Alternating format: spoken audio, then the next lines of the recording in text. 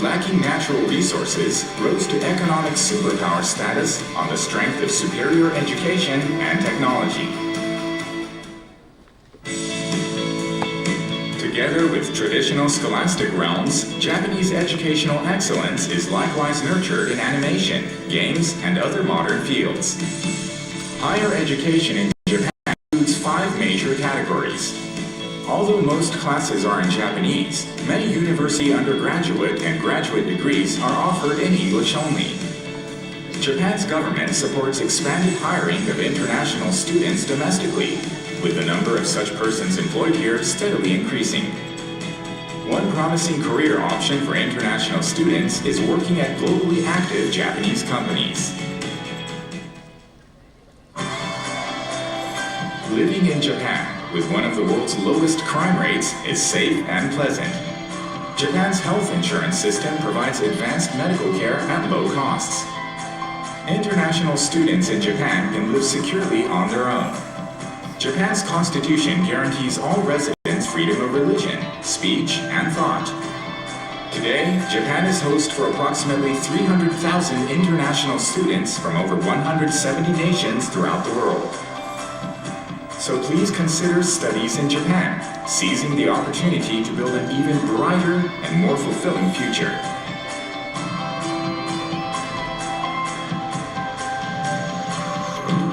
Study in Japan.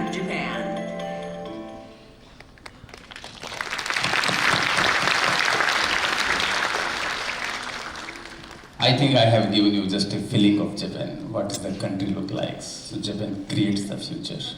Okay, and you will be able to create the future with Japan. So, this is not very easy. If you try to go Western countries, you just need the visa or money. But for Japan, you need something extra. That is the mannerism, culture, language. So if you are aware about the extra preparation before you plan to go Japan, I think it will become very easy for you. Okay, so let me give you a brief view. What I could understand Japan in last 30 years, a better civilization that we must need to follow in India.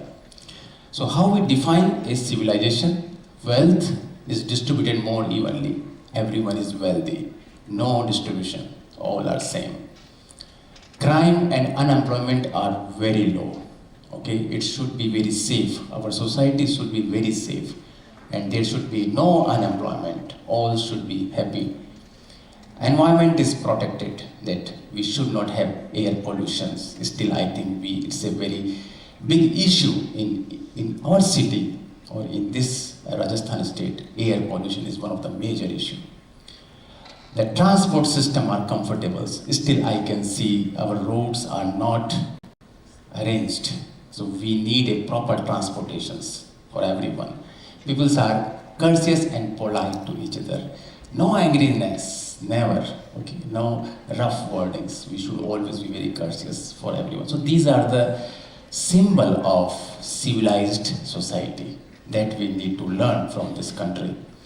So Japan is modest, humility, social harmony through teamwork, social consciousness, respect and pride in all kind of work, perfectionism, coexistence of tradition and technology. So these are the features of Japan. I will give you some examples. You know modesty? It's wonderful country for modesty. There are so many times, so many expressions to just say that sorry. We say just sorry or maaf kar do, right? But Japan has many situations to say sorry. What that means? They always eager to apologize in different way. So this is the country that we can learn.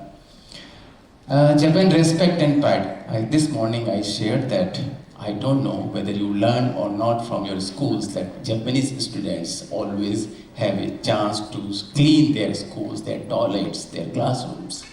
So that learning starts from the schools. That is in Japan, that I want to see in India.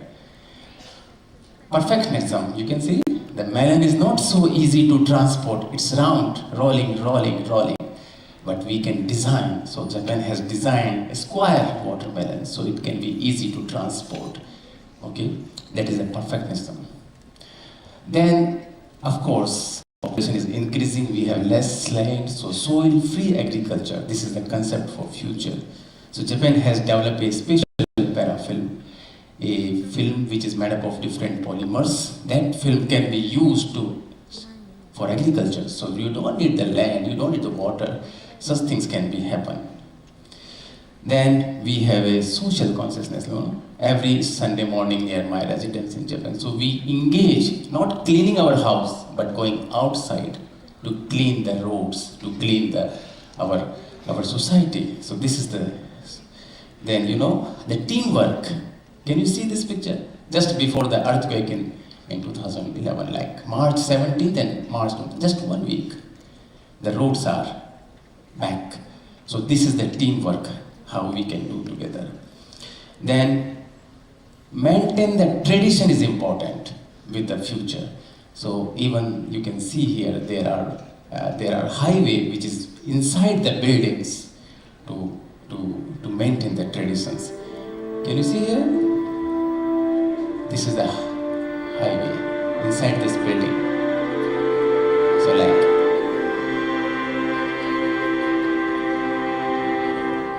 So we are not here to destroy our tradition. We should respect our tradition, okay, and to develop the future. The bullet train, now the maglev is coming that have the speed of 600 km/h. Can you believe? We have the bullet train project with our Modi Abe project, but still it will take some time. But we should look at the future, how we can develop our new technologies. This is one of my projects which I involved to develop a nano hospital in the body. A body which can detect your disease without of your concern. So nano hospital in the body. So now we have in that age, you don't need to go to any hospitals. Okay, your body will be equipped by some sensor, by some medicines. So whenever you get like coronavirus, it will be diagnosed and it will be treated and you will don't know. So we are planning to have such those things with Japan, like nano hospitals in our body. Also, this is the wonderful concept, elevator to space by 2050. So Japanese are planning to go space by elevators. So this is the way how Japanese are planning for future. So they live in 2050. That is what I'm saying. So this is the route, like how the routes are built in the future, for future in Japan, that you can learn from this country. This is very, I think, available now. You can see the human washing machine. A compact device, you just lay down and you will get a shower and more effectively, okay. Ultra quiet tech for tiny apartments, you can install in small apartments and you have more effective body wash, and it is also hygienic and it will save the water. So those technologies is already been developed and now it has been prototyped as device. So very soon we are going to have such future water bath in our apartments. Okay, that was all about Japan, but now I will let you how I can guide you to make your career. She is one of my students in Japan, Kirti Sharma. I'm Kirti Sharma, pursuing doctoral degree here in science from October 2015. I have secured my scholarship. I'm from Jaipur and I joined Biyani Group of Colleges in 2009. This is my second opportunity to be in Japan. Earlier, I came for 2 months project at Saitama University, which actually motivated me to pursue doctoral degree from Japan. Thank you. Shiva, I'm Kirti Sharma, pursuing doctoral degree here in science from October 2015. She is a student who was just sitting like you, then opted a career in Japan, completed his master course and PhD, and now she is in Germany doing wonderful job. So like how she built up. There are many students, I think, more 160 students I have been guided till now in last 20 years, and now all are well settled in the world. This is just one example. Another example, Stephen, who is now working in an IT field in Japan, and now he's very happy with his job. So he's serving in the IT industry. So I think IT industry is one of the major need of Japan. This is the figure which has been given by the government. Can you see? METI, Ministry of Economy, Trade and Industry in Japan. So they have predicted 400,000, 4 lakh to 8 lakh people are required only for IT industries. in next 5 years. So are you there? Can you part of that job? Because if you go to Japan, I think you all think that you will get a good money, but this is not all. I think if you can able to work in Japan, you will know the work culture, that how we should be a professional. So that training you can get in Japan, not just the salary. So if you are able to get a job in Japan, I think that can reshape your career. So, and not just job. I'm not targeting that you should involve in job, but you should be part of big industry. Can you see? This is wonderful. The world's oldest industry are in Japan. Japan has industry which is around 400, 500 old. It means the industry are well established. So if there is no people who will run the industry, because Japan is aging society, there is no people. So who will run the industry? Like Toyota, Toshiba, Hitachi, there are many big industries. So you can take a lead role to run those industries. Can you see all these, like Japan is major, like oldest hotel, machinery, or goods company, or confectionery, or like tea company, metalworks, sake, pharmacy. So all fields majorly have Japan, like oldest company. So I think you can take. These are the many examples only in the European country that we have Indians origin CEO or leaders in those big companies. But in my knowledge, only one person in Japan is leading a one big industry, which is the Kameda Seika. So Kameda Seika is one of the industry in Japan, which is headed by Indian origin president. So like Dr. Lekhraj, he is also one of my friend. So he's leading one of the big company in Kameda, and you can see like he's taking care of such a big turnover, 600 crore turnover. He's taking care. So why many of you can take the credit to go to Japan to prepare yourself and to take a charge to become a leader in the industry like Lekhraj. Okay, so this is my mission with all of you, because today is the 20th year we are celebrating our relationship with Japan. So now we are looking for next 20 years, and I want you, all of you, as a part of my next 20-year journey, because we have a good relationship. There are many industries, many academicians, universities are sitting, so we have good relationship, but we need you. We need all of you to be part of the next 20 year of journey. And that I call Jai 2050. Jai? It's Jai. Jai Ho, right? But we call Japan India 2050. So we have a big target, 1 crore population of India going to Japan for the training or for serving the country.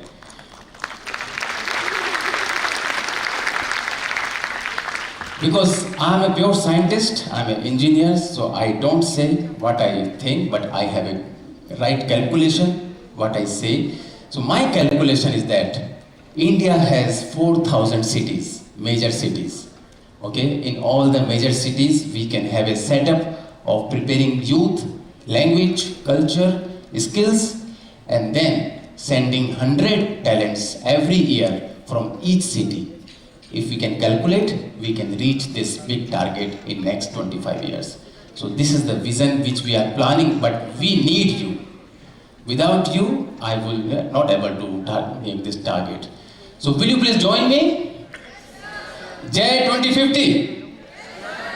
Okay, so this is like, I'm really looking forward, like preparing. We are going to start from Jaipur for all of you in coming 1 or 2 years. So like, start from Jaipur and then we'll expand our activities in Rajasthan and then outside the Rajasthan. So if we can achieve this, I think by 2047, India will become a developed nation with our right efforts, with example of Japan. Okay?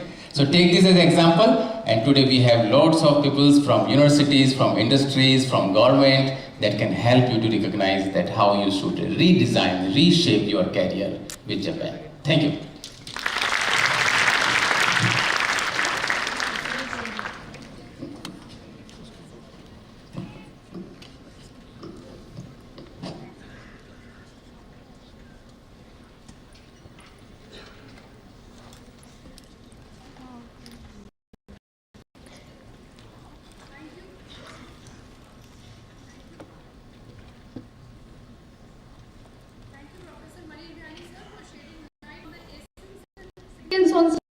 and Career in Japan, JAI 2015.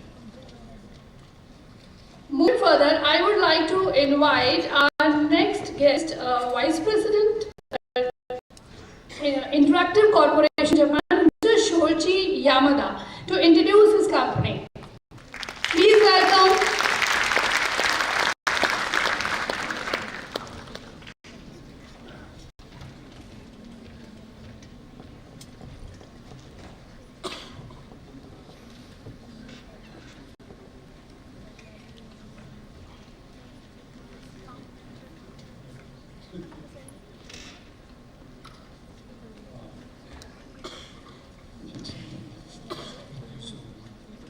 Pocket.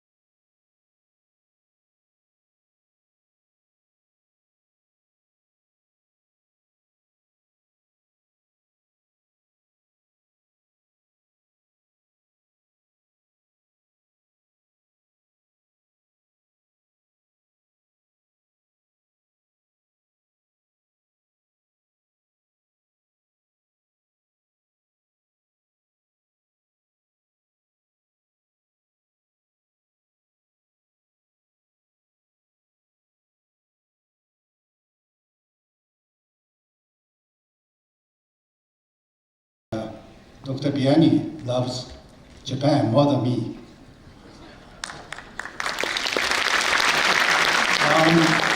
I'm appointed by Dr. Biyani as the first batter of the Japanese cricket team, so I'd like to do my best. Oh, no.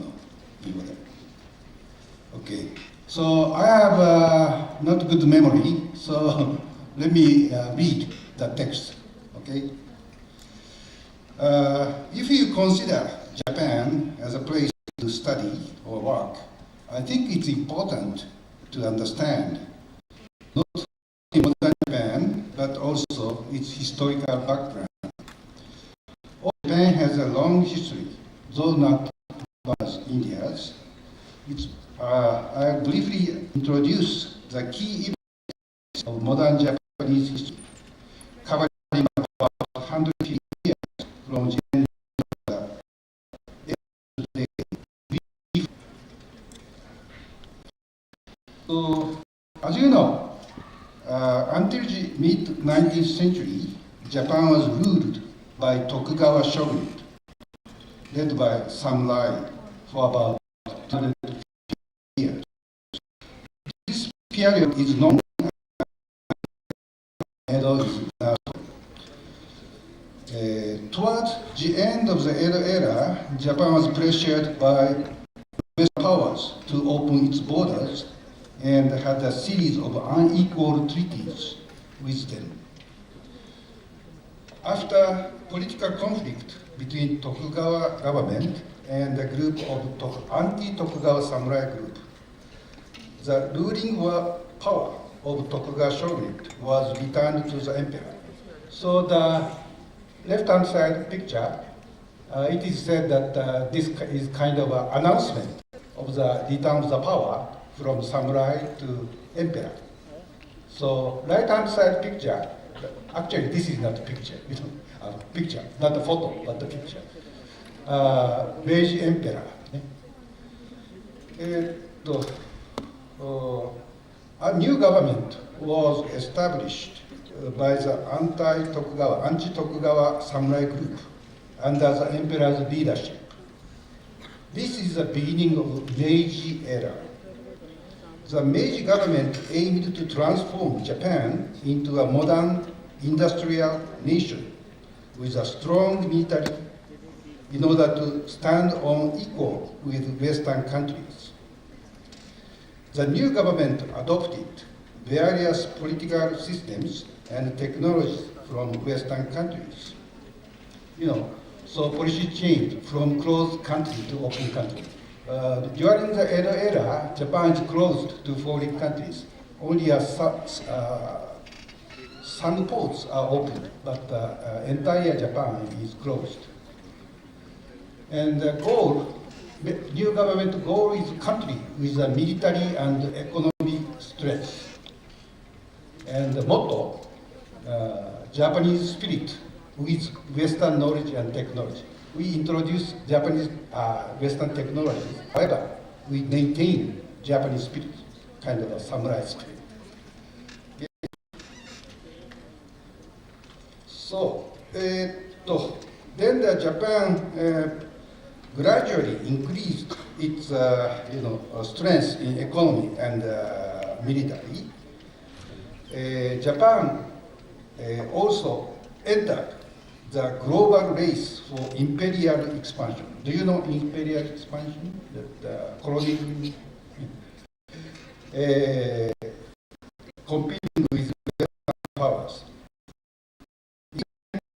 Japan went to war with China over the last year, and in 1904, it forced over control in Korea.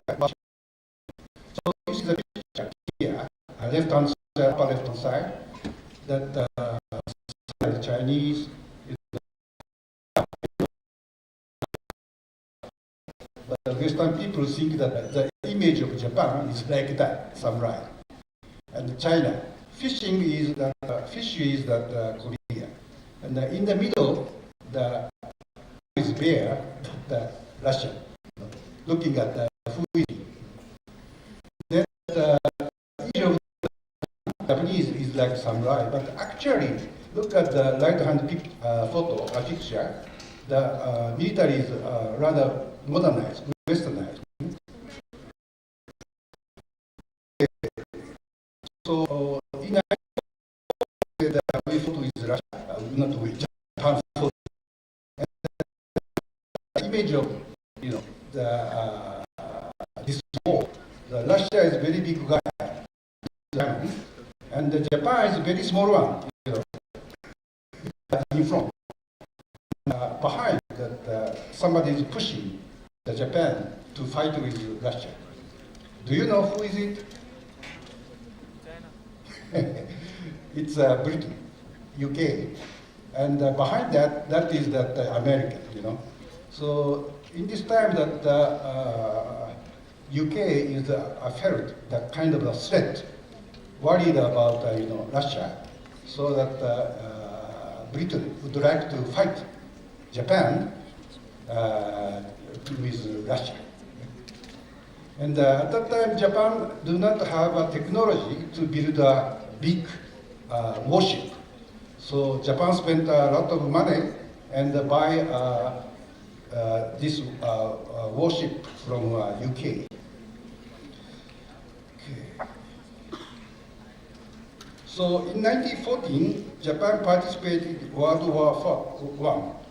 Although it was not involved, Japan was not involved in major battles in Europe. So you see the picture of the left-hand side. That is a tank, tank without cannon.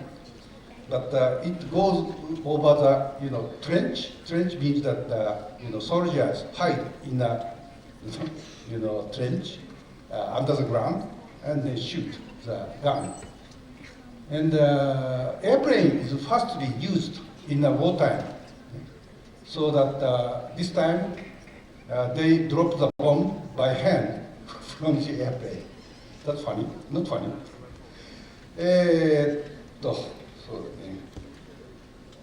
After the war, Japan expanded its influence in China and took control of Micronesian islands previously held by Germany. The war was stimulated Japan's economic growth. Japan continued its efforts to expand its presence to Asia, which eventually led to tensions with the United States and the United Kingdom. So after the World War I, we had some tension with the United States and the United Kingdom. In 1941, Japan launched a surprise attack on the US naval base in Hawaii, marking the beginning of war in the United States. After years of fierce and brutal fighting across Asia and Pacific, Japan surrendered in 1945. The country suffered devastating damage from aerial bombing of major cities and the atomic bomb of Hiroshima and Nagasaki. So, you hear about the atomic bomb, you know?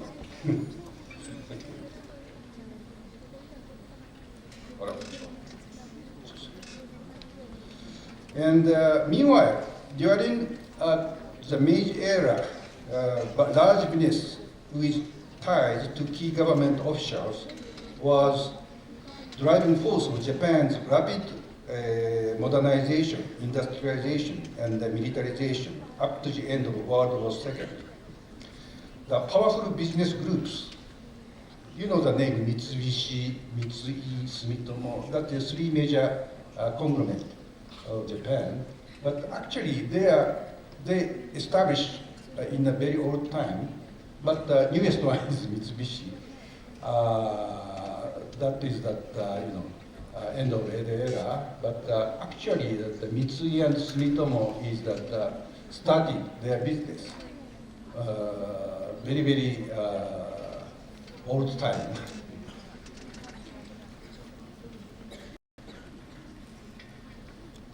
So after the World War II, Japan was occupied and administrated by the general headquarters of the Allied powers, led mainly by the United States. So GHQ implemented major reforms to prevent the revival of militarism and industrial expansion in Japan. So what they did is that they drafted or kind of suggestion for the Japanese new constitution. And the dissolution of Zaibatsu I explained before, the big business group that is backed up the Japanese militarization, they thought, so they dissolved. And land reform, before the war, Japanese land is owned by a very big rich farmer, and many of them are peasants working for the rich farmer, but they changed the ownership of land. Education reform and the protection of the labor union. See the photo. The left-hand side is the head of the GHQ, General MacArthur, and right-hand side is the Emperor of Japan. And the photo shoulder to shoulder. Before war, Japanese emperor is regarded as a living god. So it cannot be considered making a photo shoulder to shoulder. So this shows that kind of a Japanese position at that time.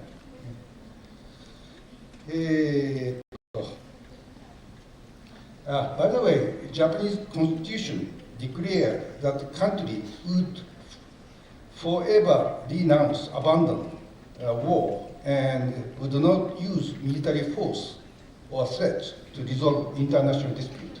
So they say, of course we have an international dispute, but we never use the military. That is the Japanese, one of the Japanese constitution article. At the same time, war crime tribunal was held in Tokyo, similar to the Nuremberg trials in Germany. So the victory team of the war that have the court to judge who is bad in Japan. So 7 individuals, military people and government people, were sentenced to death for their roles in law. So this is the prime minister of the Japan with the glasses. This is Tojo, that is the prime minister of wartime. And Judge Radhanavid Paul, he's Indian. And there is 11 judges for this court, but Mr. Rabindranath Paul from India, among 11 judges, he was the only one who argued that all the defendants were not guilty. Judge Paul believed that trials were influenced by political motives, that the charge of the crime against peace lacked clear legal foundation. Do you guess why that Judge Paul, Indian judge, said that they are judged guilty for peace of crime, crime for peace? Why Judge Paul said it lacks legal ground? Can you guess? I have answer, but I don't say it. So if that you are interested, please check it. Judge Paul also accused the United States of atomic bomb as a crime against humanity. So anyway, Judge Paul was respected in Japan, and many people know. Do you know Judge Paul? No? Okay. Next. Of course, the war was caused devastating damage to Japan's industry and economy. So Japan's after the war, like that. For several years after the war, Japanese economy remained in a chaos and confusion. However, the outbreak of the Korean War in 1950, do you know Korean War? War between North Korea and South Korea. And South Korea was supported by United Nations Army. And at that time, they need have a base to go to, Korea, so that they purchased a lot of things from China, not China, Japan. So Japan's economy is recovered for that war. So after that, after the Korean War, between 1957 to 1997, Japan experienced a period of rapid economic growth known as the Japanese economic miracle. During this period, Japan built modern infrastructure and hosted international events that symbolize its recovery from the war and its emergence as a major economic power to the world. So, Tokyo Tower? That was built in 1958. And, Shinkansen. The photo is very old type Shinkansen, first type of Shinkansen. Now it's very much modern. Tokyo Olympic, we had the Tokyo Olympic again, so 2001, anyway. The Osaka Expo, we are having the Expo again now.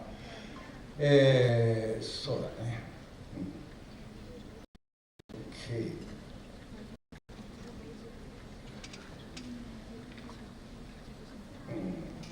So, after the period of high economic growth, Japan's economy continued to grow steadily despite the occasional slump, sometimes not good. Japanese home electronics gained a significant share at the global market. Sony, Toshiba, Panasonic, a lot of home electronics had a big share in the world market. And by 1980, Japanese automobile production reached 11 million units, making it the largest in the world. So, Japanese automobile industry became #1 in 1989. Around this time, Ezra Vogel, it's American scholar, published the famous book, Japan as #1, praising Japan's competitive management system. So like, Kaizen, do you know about Kaizen? No. 5K or something like that. That, So Japanese management is very competitive, and the global success made due to such a good system. It is not really true, but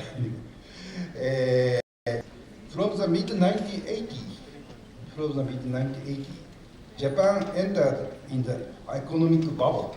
That too much growth of the economy. Real estate and stock price soared to historic high. It was said the land value of Tokyo metropolitan area could buy all the land of the United States. So that was so expensive. And wages rose sharply, and people enjoyed flashy lifestyle, like dancing at the giant disco and buying luxury European brands, so on. And in 90, Japanese companies also acquired, bought symbolic American assets such as Rockefeller Center and Columbia Picture. So kind of a crazy time. So sometimes people say, what was that at that time? And the funny thing is that the big disco at this time, a famous one, named Indian World. Can you guess? Gorgeous one. The disco named Maharaja. No. Okay, so after the collapse of the bubble economy in early 1919, Japan entered into a long period of low growth and deflation. So in 1990, Japan and India had a similar economic growth, like 5% or something like that. Since then, India has consistently outpaced Japan's in growth. So as a result, India is expected to surpass Japan in nominal GDP, US dollar base, by 2025, so this year. So India as a country, you caught up, you will catch up to Japan in the economy, right?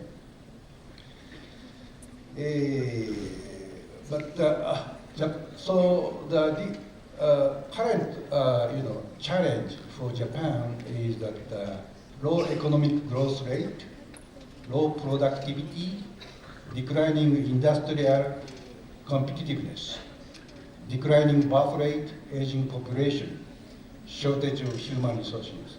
So of course that we are having some major countermeasure. We are doing something, but it's a little bit complex, so that I will skip. Okay. By the way, the declining birth rate and aging population, this is a common problem with modern, advanced, economically advanced country. And of course, shortage of human resources. We need to, Edo era, we are closed country and open. And for, inviting people from foreign countries, we have to open the country again. So please come to Japan.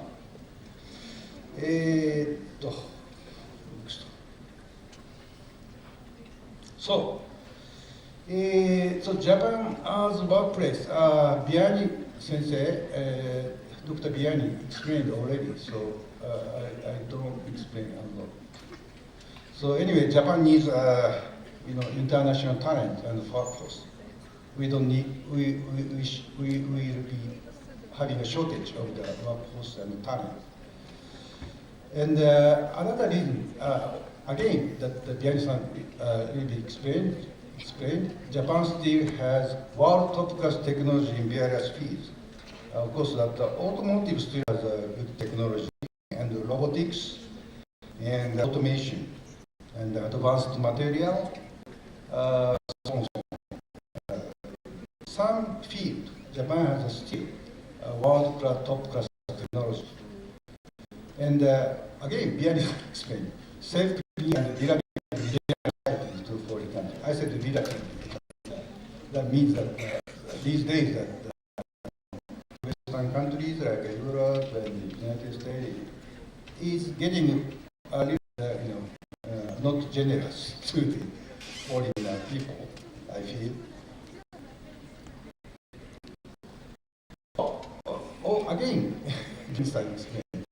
Japan has very, very good, scenery, because that Japan is that, as you may know, that long vertically from north to south. So very different climate. Hokkaido, Okinawa, very different climate. And Kyoto is nice town, Shibuya, Tokyo, Osaka, we have two.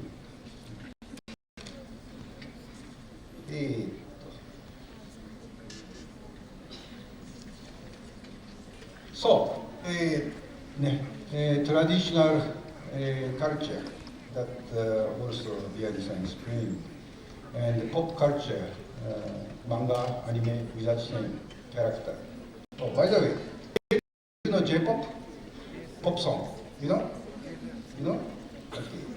So the picture is the Fujikaze, I think. He is getting popular across Asia, and he likes India a lot. So he shot his music video in India, and I think that he's scheduled to perform in Mumbai in January 2026 next year. Do you know Fujikaze? No? Somebody knows? Who? No? Okay. My wife is a great fan of Fujikaze, so she will be pleased.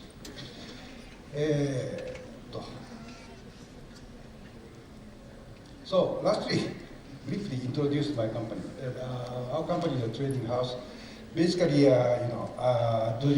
was doing business in Russia mainly, but because the situation, current situation, Ukraine, that the Russia business is very difficult. So now that we are changing the course, and we hope that we do business in India.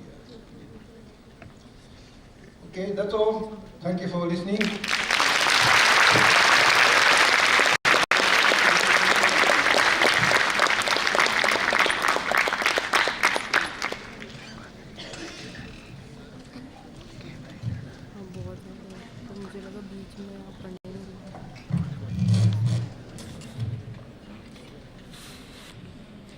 Thank you so much, Mr. Shoichi Yamada-san, for enlightening our students about the history and technology of Japan. Thank you very much.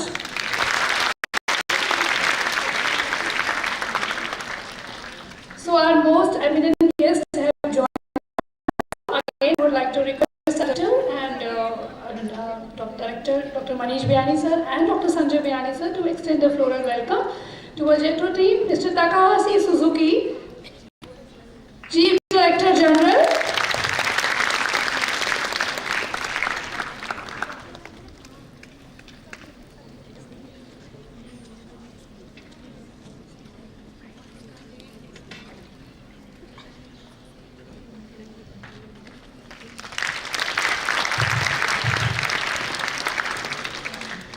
Mr. Gaurav Sharma, Assistant Director Jetro,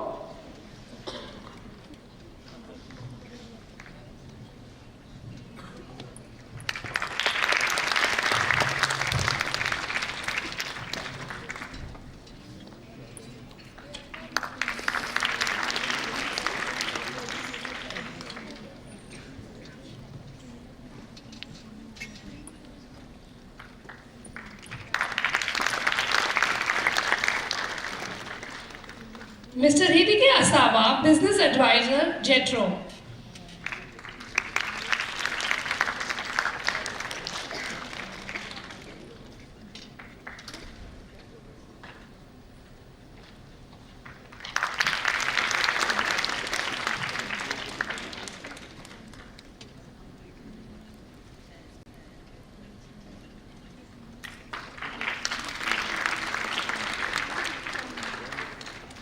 Sir, we are very fortunate to have you here. Thank you so much for your presence and support. Now I would like to again Dr. Manish Biyani sir for chairing the another sessions. Thank you very much.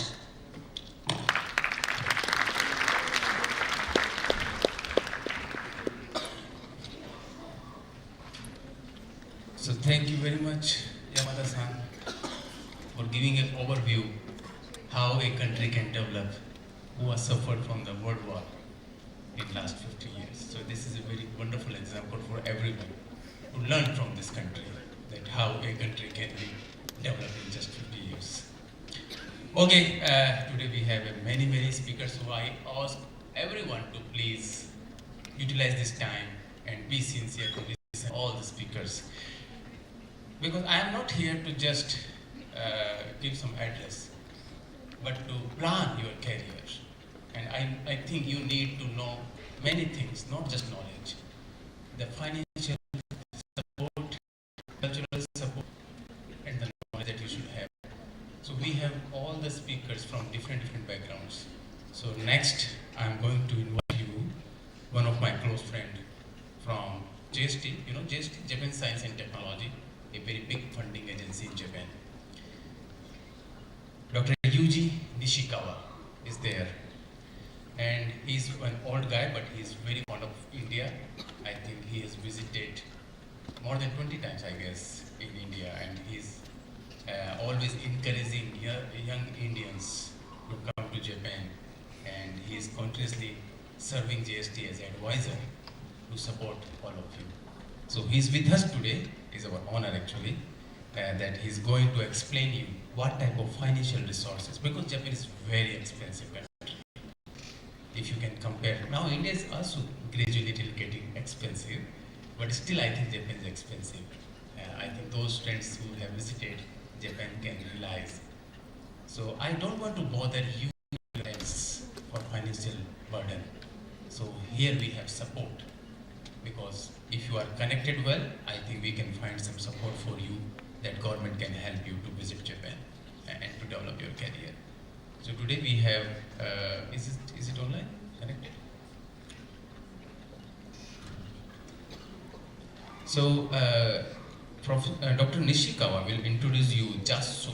Okay, JASO is a Japan Student Service Organization.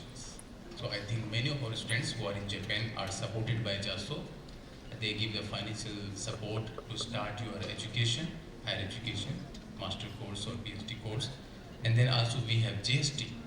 JST, you know, the Modi-Abe combination. When Abe-san was there, Sakura Science Program. You know Sakura? How many know Sakura? Okay, only the red girls knows the Sakura, but maybe the new one is the Sakura is cherry blossom. You know cherry blossom? Have you seen the Japan cherry blossom? A tree with just white flowers, nothing else. Only white flowers. And that flowers comes only for 1 week, or hardly for 2 weeks in a year. So that's a Japan cherry blossom. It's so beautiful. You can amazing it. It's so beautiful. I have seen that many times. So if you have a chance to see the Sakura, I think you will see Sakura is a symbol of hope. Okay, you should be hope for future. So every year the Sakura comes for just 1 week or 2 weeks in Japan, usually in the month of March or April. So if you have a chance to visit Japan in this time, you can explore the meaning of Sakura. It's not just beautiful; it has a wonderful message for all of you. How we should be hopeful for another 1 year. So Sakura Science Program has been launched by Modi-Abe government. In the Sakura Science programs, they have provided the support to the young students. Full support. Full support means you have no worry from your home to back to your home. Everything will be supported to you by the Japanese government under Sakura Science. But very limited to students. Say a group of 10 or 20 students can visit from one institute.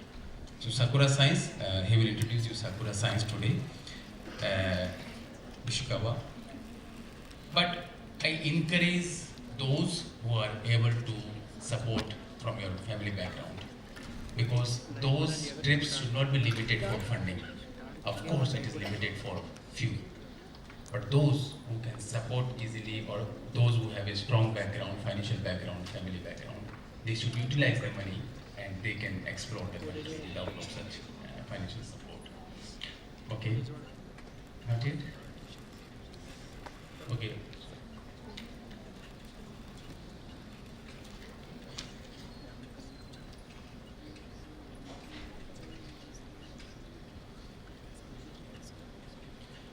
So I think, okay, let me see the students. How many students belong to the 12th standard?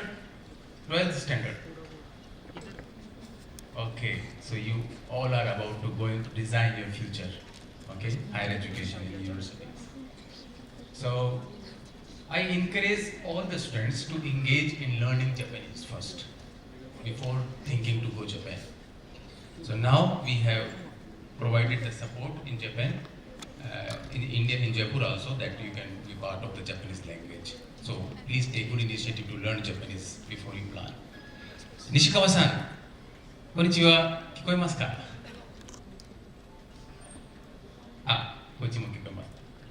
You just raise the hand. すみません、ちょっと遅くなりまして。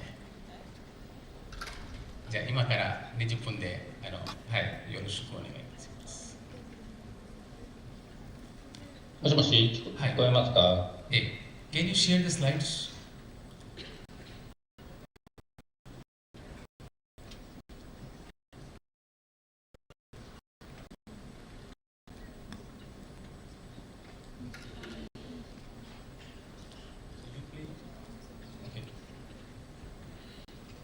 So Nishikawa-san, play slide here.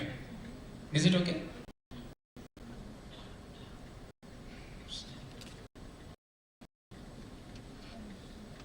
I think I can upload my slides from here, this side. So now we can see your slide here. Is it okay to go? Start now. Can you see my slides? Yes, we can see. Okay. First slide. Yeah, please start. Yeah, sorry, I cannot see the slides. But you can see the slides? Or why not you allow him? Okay, yeah. Just Can wait, I start we are right making now? you host so you can play the slide. Hello? Yes, we are making you host so you can play the slide from your PC.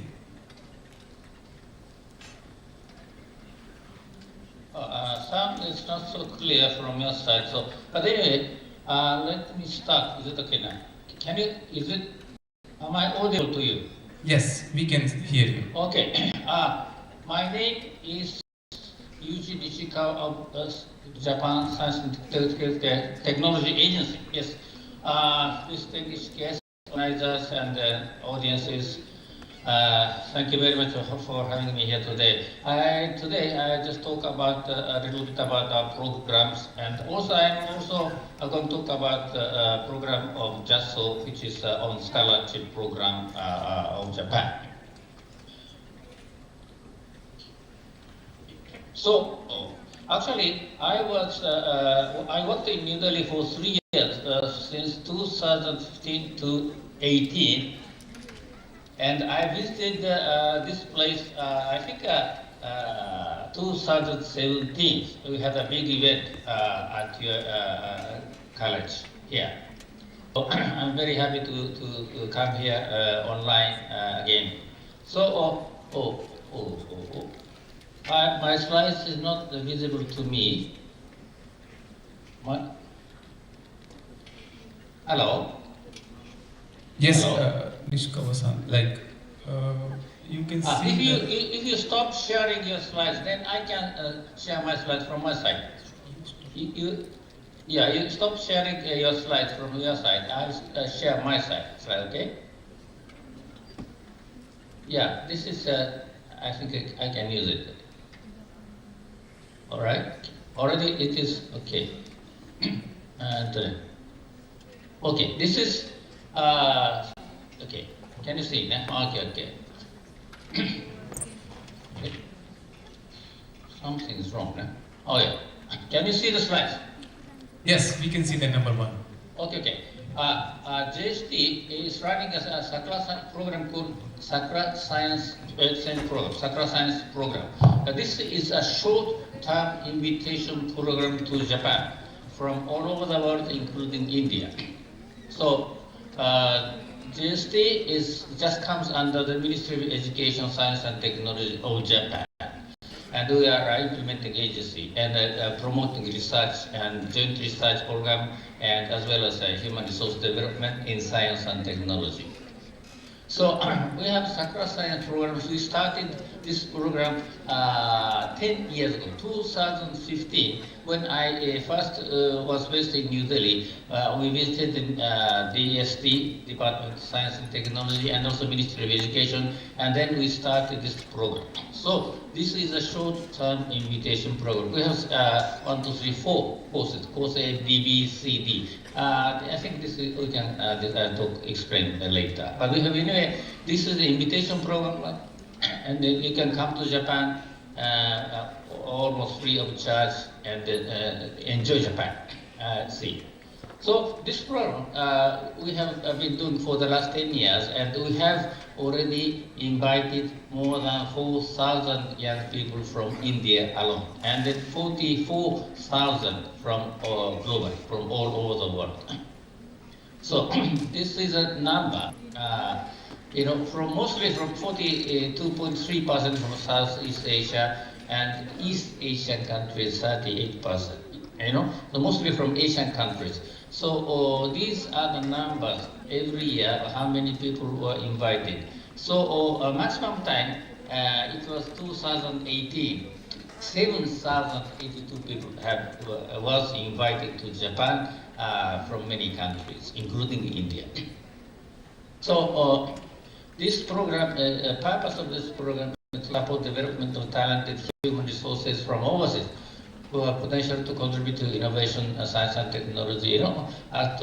This kind of, based on these objectives, we have been doing this for the last 10 years. So we have actually basically 2 types.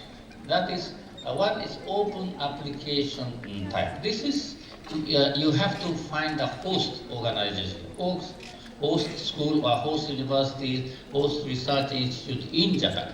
And then they are going to apply to JST, and then they select their partner school or school research organization in India, and they invite about 10 people, or 8 or 10 people at one time in one group.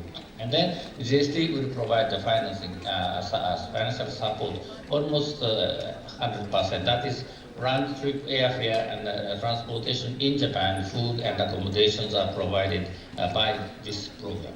So this is a very good program. And then this is one type is open application, which JST acts as a financer. Just we provide finance to the host organizations in Japan. And then eligibility, who are eligible to come to Japan. We have now, this program is open to all countries and regions. And then there's age limit. Upper limit is 40 years and under. Usually this applies to high school kids at the below, bottom. That is maybe usually 15. That is in your case in India, class 10, 11, and 12, and above. And then 40 years and below. And the field is science and technology. And then, these are the schedule, time schedule, which this year, we have usually called for proposals 4 times a year. This year, only 3 times. So, this acceptance of this proposal from a host organization in Japan will start in March, April, and July. And then after assessment and evaluation, if it is awarded, they can start inviting people within the same fiscal year. Fiscal year in Japan is from April to March. So,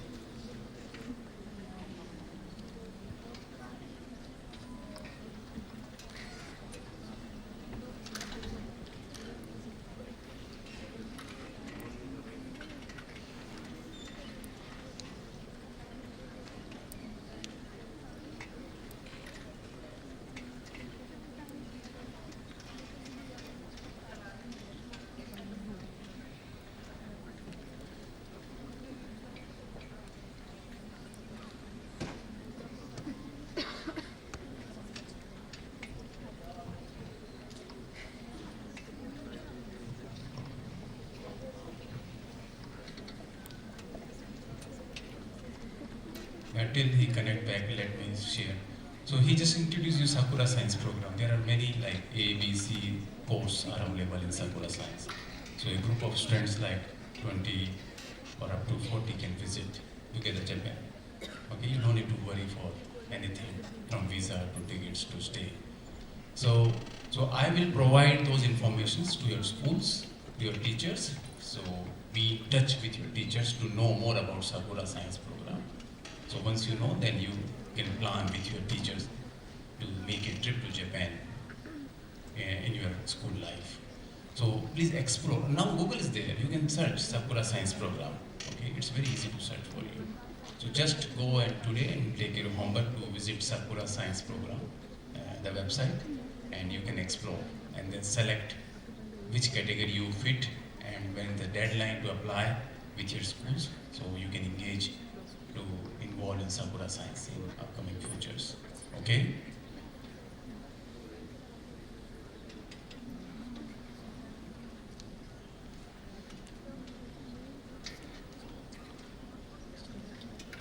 Okay, I think we lost the connection.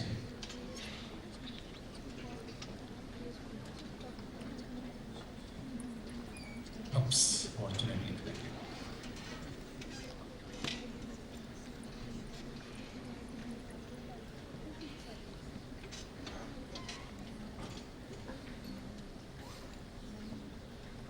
Yeah, he connected back. Good. So let's reconnect. あ、西川さんすみません、ちょっと切れちゃった。また Can you hear me? はい。また Hello. Hello. Yes. Can you hear me? Yeah, we can hear you. Okay. Now I'm going to talk about some scholarship program, which is operated usually by an organization called JASO. JASO is a Japan Students Services Organization. This also comes right under the Ministry of Education, Science and Technology. So I'm talking on behalf of JASO this time because they plan to participate, but they cannot this time. So I'm talking about this their program also. Can you hear me? Okay.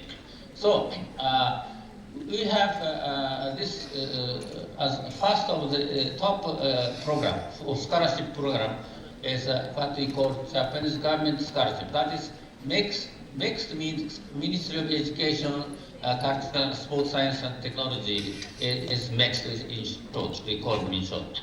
This is the most prestigious scholarship program. So you have to, you can apply to this program. This is for the undergraduate, also postgraduate, master's, PhD courses, and that some other courses are also available. These are the amount, which is quite sufficient to live your life in Japan. And then we have also the next government scholarship called JASO scholarship. This amount is a bit smaller, but competition is a bit less.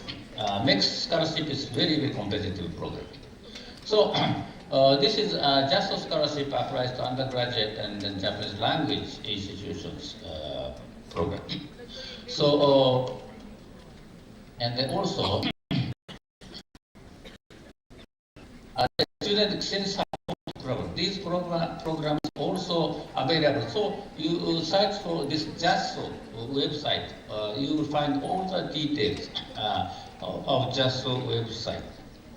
And then also local government or private foundation scholarship also. So many, as you said here, more than 100 organizations, private scholarship foundations. They also provide scholarship, from 3,000 yen per month to 300,000 yen per month. It depends on the organization. So after you come to Japan, indoor in Japan, if your grades are good, your performance is very good, your professor will recommend you to do this type of very prestigious private financial aid scholarship program. So if you want to come to Japan and with scholarship, always just look for this JASO study in Japan website is available. they provide full information on scholarship. So maybe if you are lucky enough, you first come to Japan by Sakura Science program, and then you study in Japan, and then even you study in India, you can come to Japan by Sakura Science, or if you are in a master's or PhD or postdoc researcher status, then you can come to Japan by our Lotus program. So this JASO website and also JST Sakura Science program and JASO Study in Japan websites. These two websites are very important for you. So please come to Japan and then study, and also maybe Japanese government is now very eagerly promoting, Japan program. I think last month, I think beginning of this month, your Prime Minister Modi and our Prime Minister Ishiba, they talked about this exchange of human resources, and they said Japan will invite around 500,000 people from India. This is a target, and then also we are looking for their talent to work in Japan, because we have a lot of work opportunities in Japan. But of course, if you want to work in Japan, it's much better you study some Japanese language as well. So, and also, if you want to apply for this Japanese university, there is an examination called EJU, Entrance Examination for Japanese Universities. This is carried out in India. So you just look for the website EJU. Yeah. So then you apply, you challenge, you apply and those EJU test. And if you get a high performance, a high result, then you are guaranteed some scholarship. And so always look for this scholarship opportunity. And also, next scholarship is usually announced by the Japanese embassy's website. So usually starting from January, February, March, this time, you always look for Japanese embassies in New Delhi, website of Japanese embassy, study in Japan. They will provide full information on scholarship program in Japan. So you have to prepare more than 1 year ahead, so that you will not lose the chance to come to Japan. I'm sure so many tourists are coming, and also recently it is surprising that so many Indian people. We find so many Indian tourists coming to Japan. So now Japan and India has become very close to each other. So please wish I'm sure your wish is going to come true. So please wish very hard, and I hope we can see you in Japan. Thank you very much.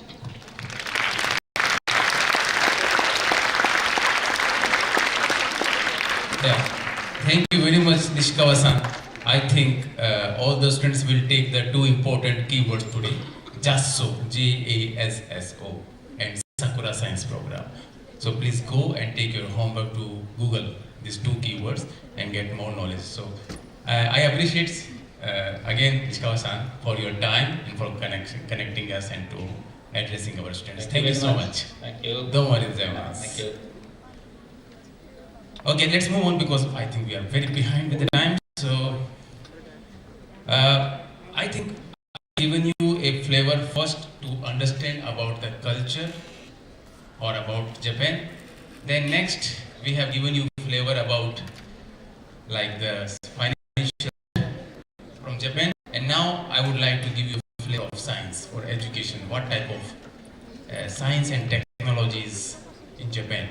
So I would like to invite Professor Hiroshita Tanaka. He is one of the senior academicians in Kansai Gakuin University. I am very much impressed because Professor Tanaka has been involved to do something for your future. He has involved in a big project to clean the air of Jaipur city. Have a big clap. It's a very big mission to clean the air in Jaipur city. So he has been involved with us to run a project that we called Clean Air Act, Jaipur Clean Air Act. Okay, and we are hardly working together to take this mission further. So I will be happy if Tanaka-san, can you share your Thank you, scientific knowledge with us, please. Okay, thanks. Thank you very much, Biyani sensor. Namaste. मेरा नाम हिरोहिसा Tanaka है. So I'm very sorry that yesterday I introduced our joint project of the Clean Air Act Jaipur Japan Clean Air project. But today I will give another topic of how the science in Japan is progressing. Okay.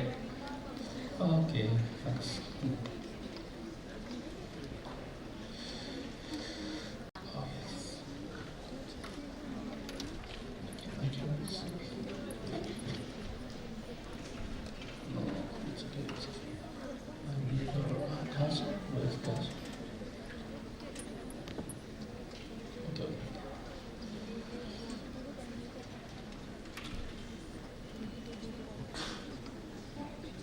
Okay, come. So,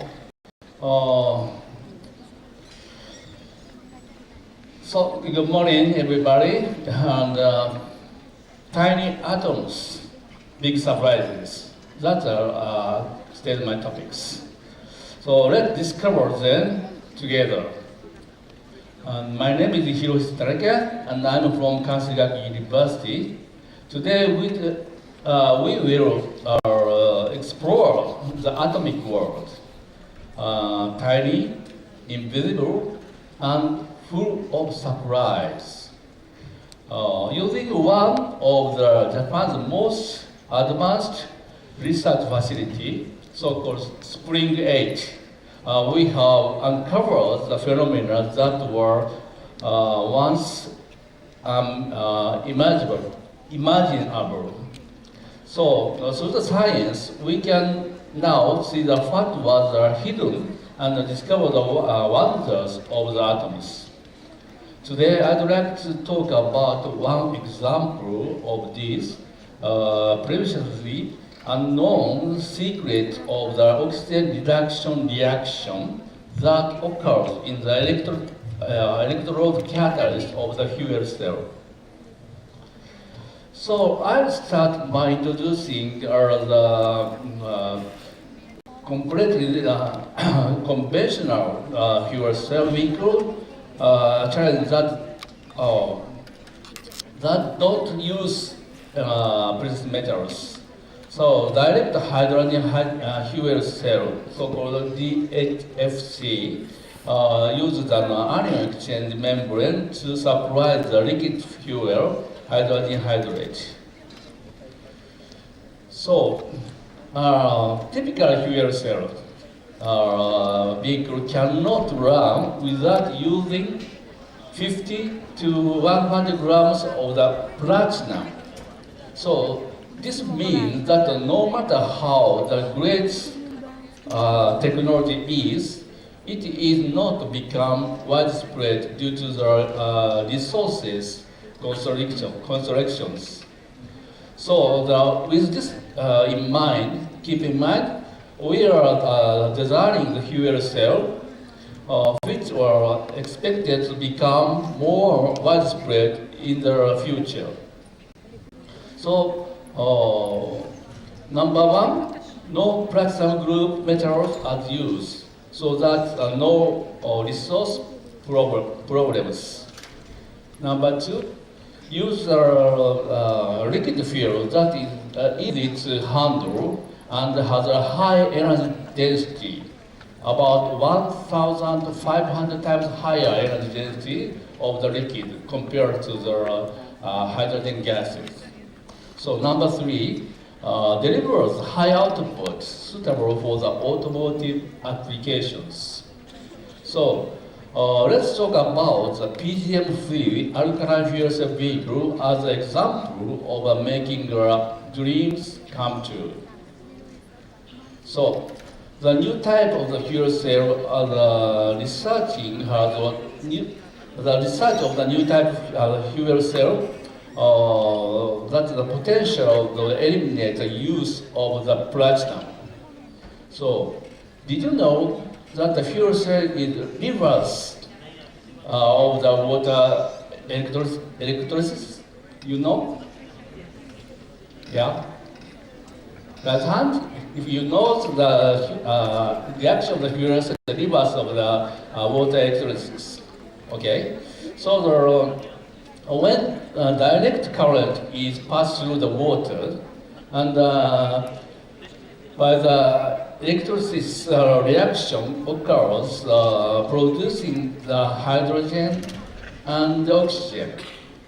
So conversely, when the water is made from hydrogen and oxygen, electrons are produced, and the flow of these electrons generates electricity, as you know, okay? So in the practical fuel cell, this reaction requires a polymer membrane, yes, that carry the proton, H plus ion, from left side to right side. But this membrane has sulfix groups, so that means very, very strong acid, pH 0. So many of the metals dissolved. Only the precious metal can survive in this environment. So from 1960s, almost 65 years, in the world, many researchers tried to develop the fuel cell without precious metals. And but we are trying to convert the way of thinking. So to make the water, we carry OH minus ion from right side to left side. So it changed the fuel cell environment from strong acid to alkaline, basic environment. In this environment, many of the metals can survive. But still using the hydrogen gas to produce the water, it requires the platinum for the reaction activity. So we change the fuel itself to the N2H4HO. It is called hydrazine, liquid fuel, and we succeed to develop this fuel cell without using any precious metals. So the nickel for the anode and iron for the cathode. So you can see this is the elucidation of without using any precious metal, only nickel, zinc, and iron can generate enough power, electric power. So this is the video that generates a lot of amount of the nitrogen along with this scheme. So if the electron generates, nitrogen bubbles also generate. You can see a lot of the amount of the nitrogen. That means it is generating the electricity. So this is how to make the real fuel cell vehicle by utilizing this kind of new technologies. It is a double-speeded, so to save the time. But you can see how to make the real fuel cell vehicle by hand.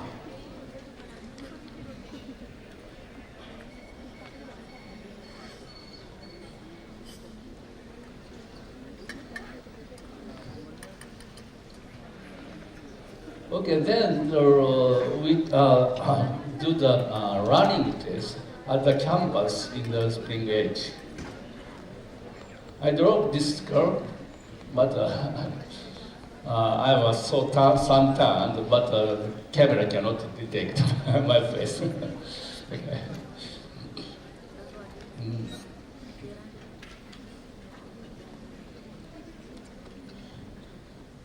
So this is the campus of the Spring Gate Singleton radiation facility in Japan.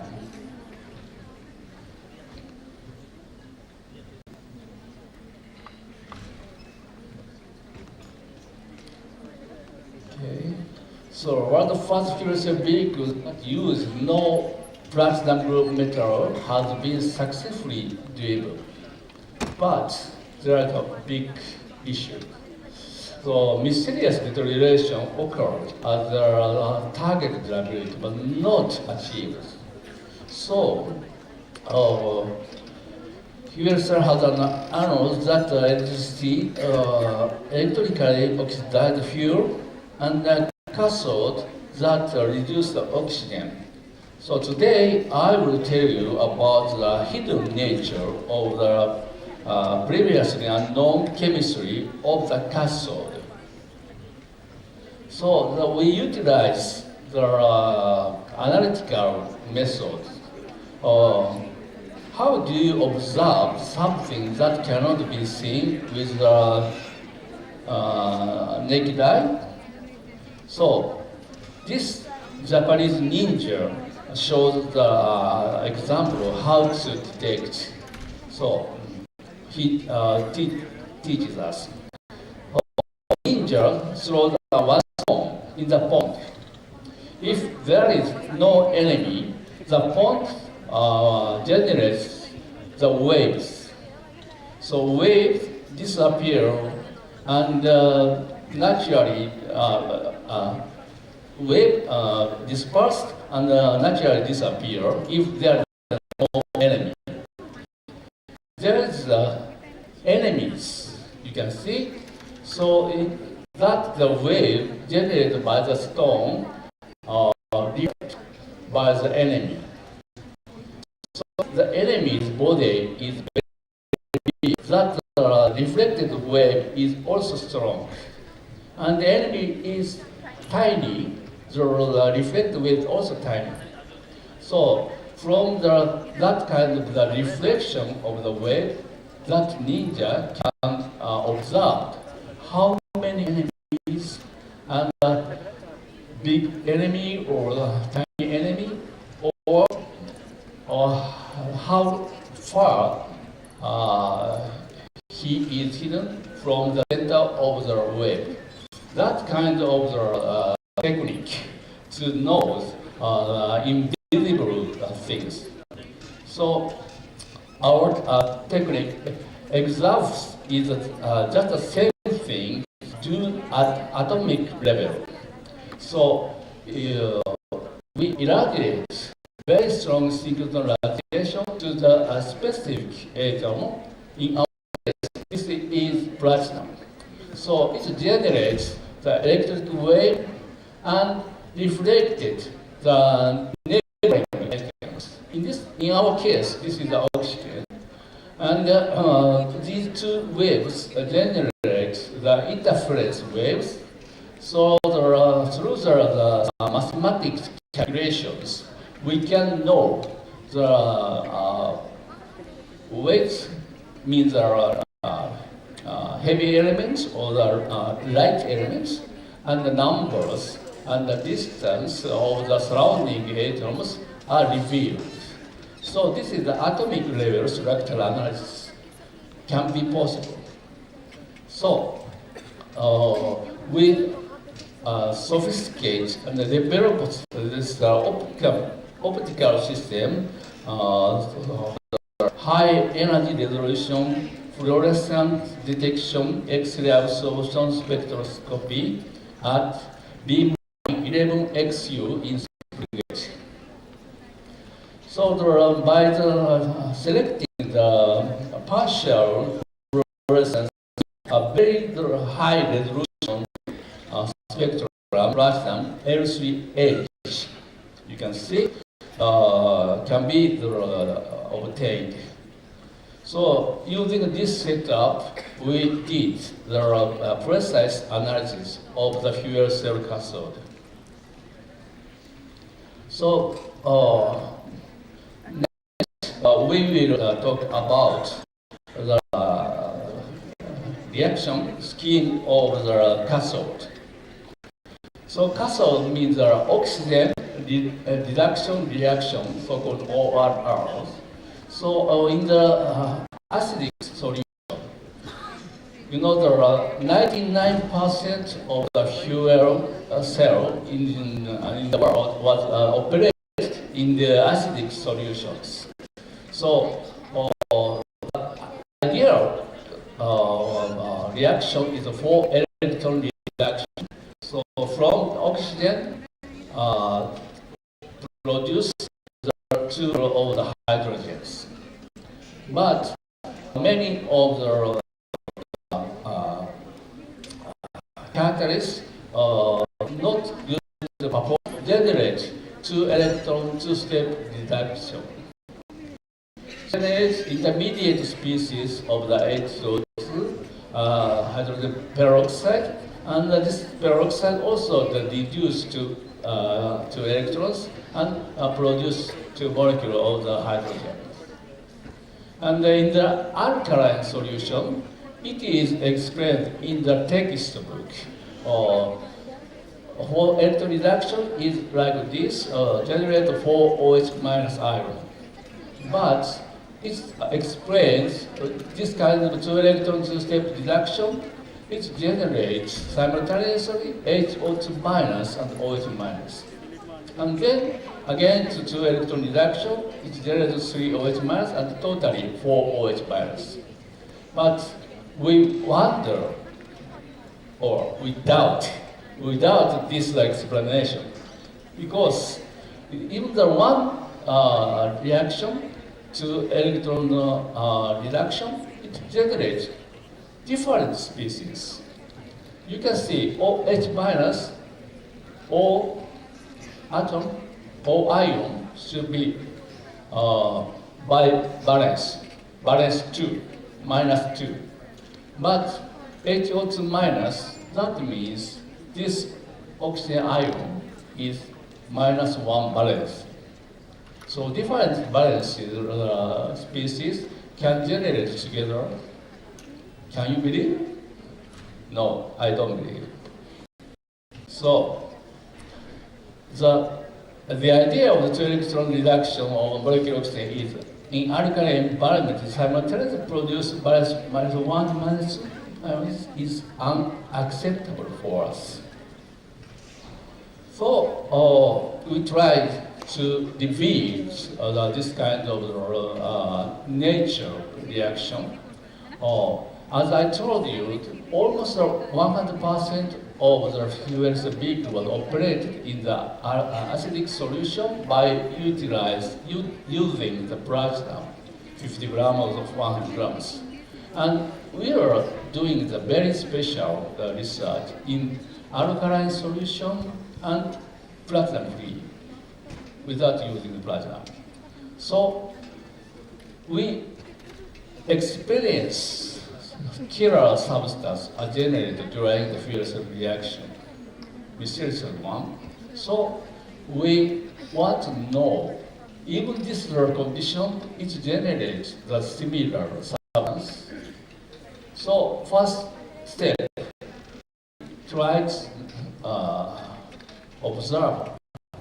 This is a very quite new area. Nobody do this research in this place. So first we tried this, and then we tried in this circumstance should be generated.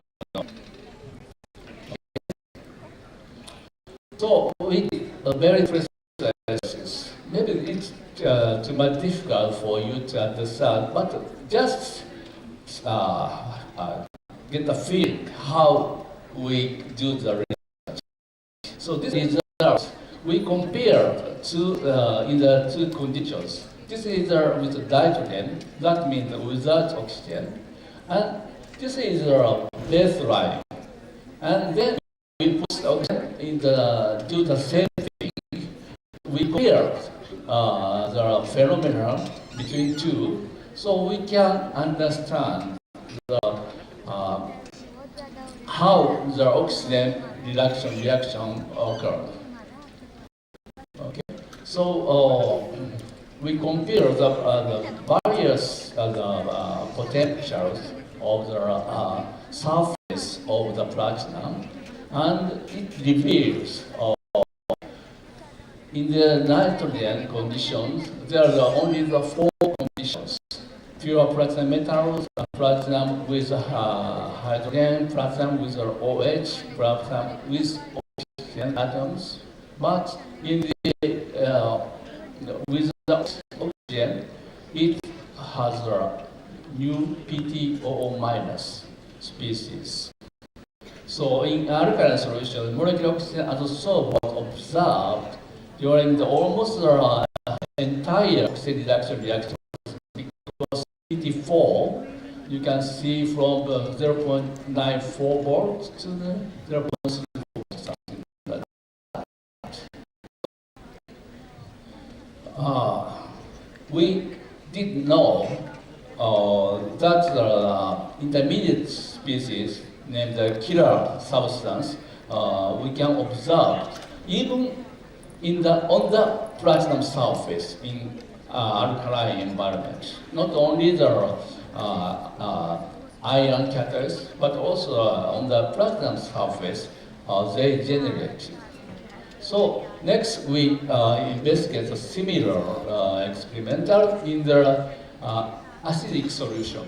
That is very popular general condition of the fuel cells.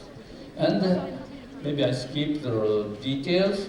We get almost the same result. Only the oxygen atmospheres, it's generates the PTOH. It is protonated from the PTOO minus. So the molecular oxygen absorption was observed during the almost entire process again of the oxygen reaction, even in the acidic solution also. So this is the scheme. The oxygen reaction started from 0.95 volts, and it generates OOH, and blocks molecule bond and OH, and then it reduced to the pure metal, and then the hydrogen absorption. So for the results, we observe very, very interesting things.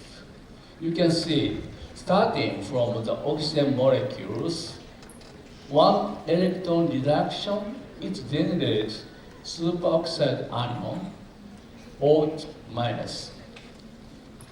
You can see, two atoms shows only -1 valence.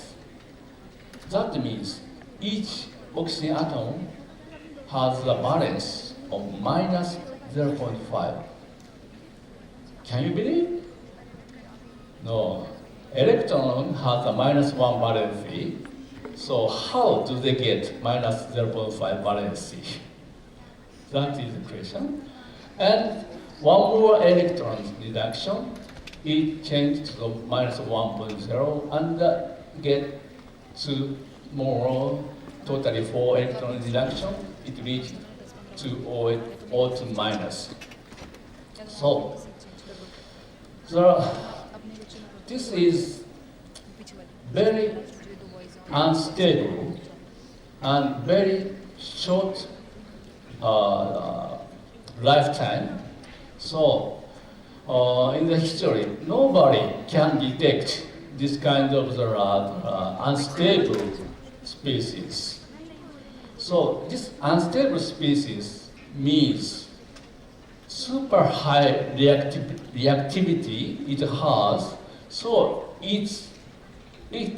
once it generates during the oxygen reduction reaction, it eats something, his surroundings. It eats the membrane polymer, it eats the carbon support materials and something like that. That means this is very strong killer snipers for the fuel cells. So that we can finally understand why the fuel cell lifetime is not so sufficient. Then, okay, I will show another example to understand what is minus 0.5 valency. This is a couples, maybe boy and girl, and they married. They have a baby. Two parents, husband and wife, has one baby. That means husband has half of the baby, and wife has half of the baby. That means 0.5. If they have another baby, they have one baby for each. And then for electron reduction, they get four children. That means one father has 2 children, and the mother also has 2 children. That may be easy to understand. So 0.5 means father and the mother have very good, love each other. They don't want to separate. That is very strong killer substance. So we think how to resolve this kind of issue. That's very easy to break down the connection of the father and mother. Mother occupies the baby. Father has no baby. This is good. So this is the solution. So the general catalyst, the pathway scheme, chemical reaction is like this. This is the oxygen bond, molecular bond is very, very strong. So first it reduces 1 electron and 2 electrons, and then it equilibrates the molecular bond. If we can find the good catalyst that can equilibrate the oxygen molecular bond fast, it does not generate any killer substance. That is our solution. Okay, so another question, is it really occurred? So we can already have experience for the oxygen, the fuel oxidations. We utilize the cobalt and nickels. Cobalt generates high amount of the ammonia. That means they curvage the bonding of the nitrogen fast, and they generate ammonia. But nickel is a good catalyst. The nickel does not break down the bonding of the nitrogen. It generates proton and nitrogen gas. You can observe the videos already. Okay. So let me summarize my talk. The oxygen reduction reaction of the surface of the platinum nanoparticle has been investigated in detail at the spring edge, a cutting-edge synchrotron radiation facility using the high energy resolution fluorescent detection X-ray absorption spectroscopy. And it was found that the highly aggressive reaction intermediates superoxide anions, which are formed when the oxygen undergoes 1 electron reduction while the maintain its molecular bonds, and resulting protonated HO2 radicals. And these reaction intermediates are thought to be the species that attack polymer membranes and carbon materials and reaction pathway that prototypes the dissolution of the old with oxygen molecules which does not produce these intermediates had been proposed. So alkaline fuel cells which supply the liquid fuel and expand the diversity of the fuel cells are expected to be disruptive innovation. So we welcome all of you to join our research partners. Thank you very much.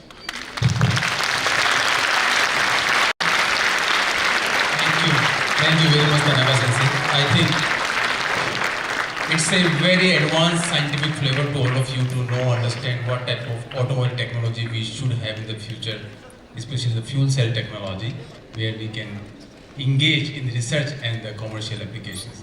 So thank you again, Tanaka-sensei, for sparing your knowledge. Now we have, now we have 3 universities to introduce you. One of the Tokyo University, this is a top university in Japan. And then we have Kansai Gakuin University, and then we have Akita University. So I would like to introduce all the 3 universities so you can explore the future plan in these 3 universities. Tsuyoyama-san is going to represent, to guide you how you can involve or to be part of the University of Tokyo. So Tsuyoyama-san.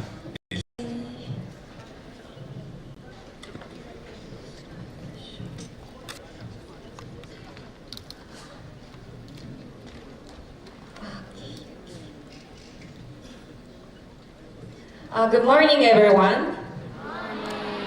नमस्ते, मेरा नाम सती है। मैं university Tokyo से हूँ। आपसे मिलकर बहुत खुशी हुई। तो मैं हिंदी गाती हूँ।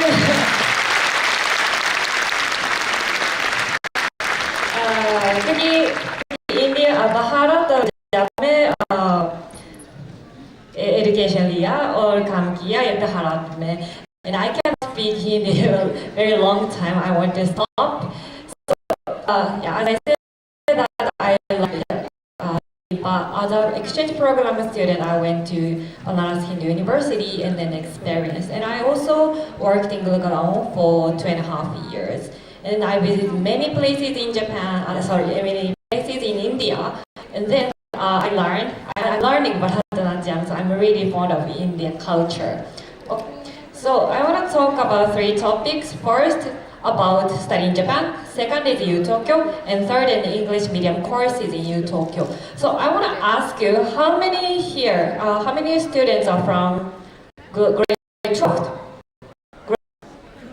Okay, under 11, 10? Okay, most of them are from 9, 10 grade. Okay, thank you.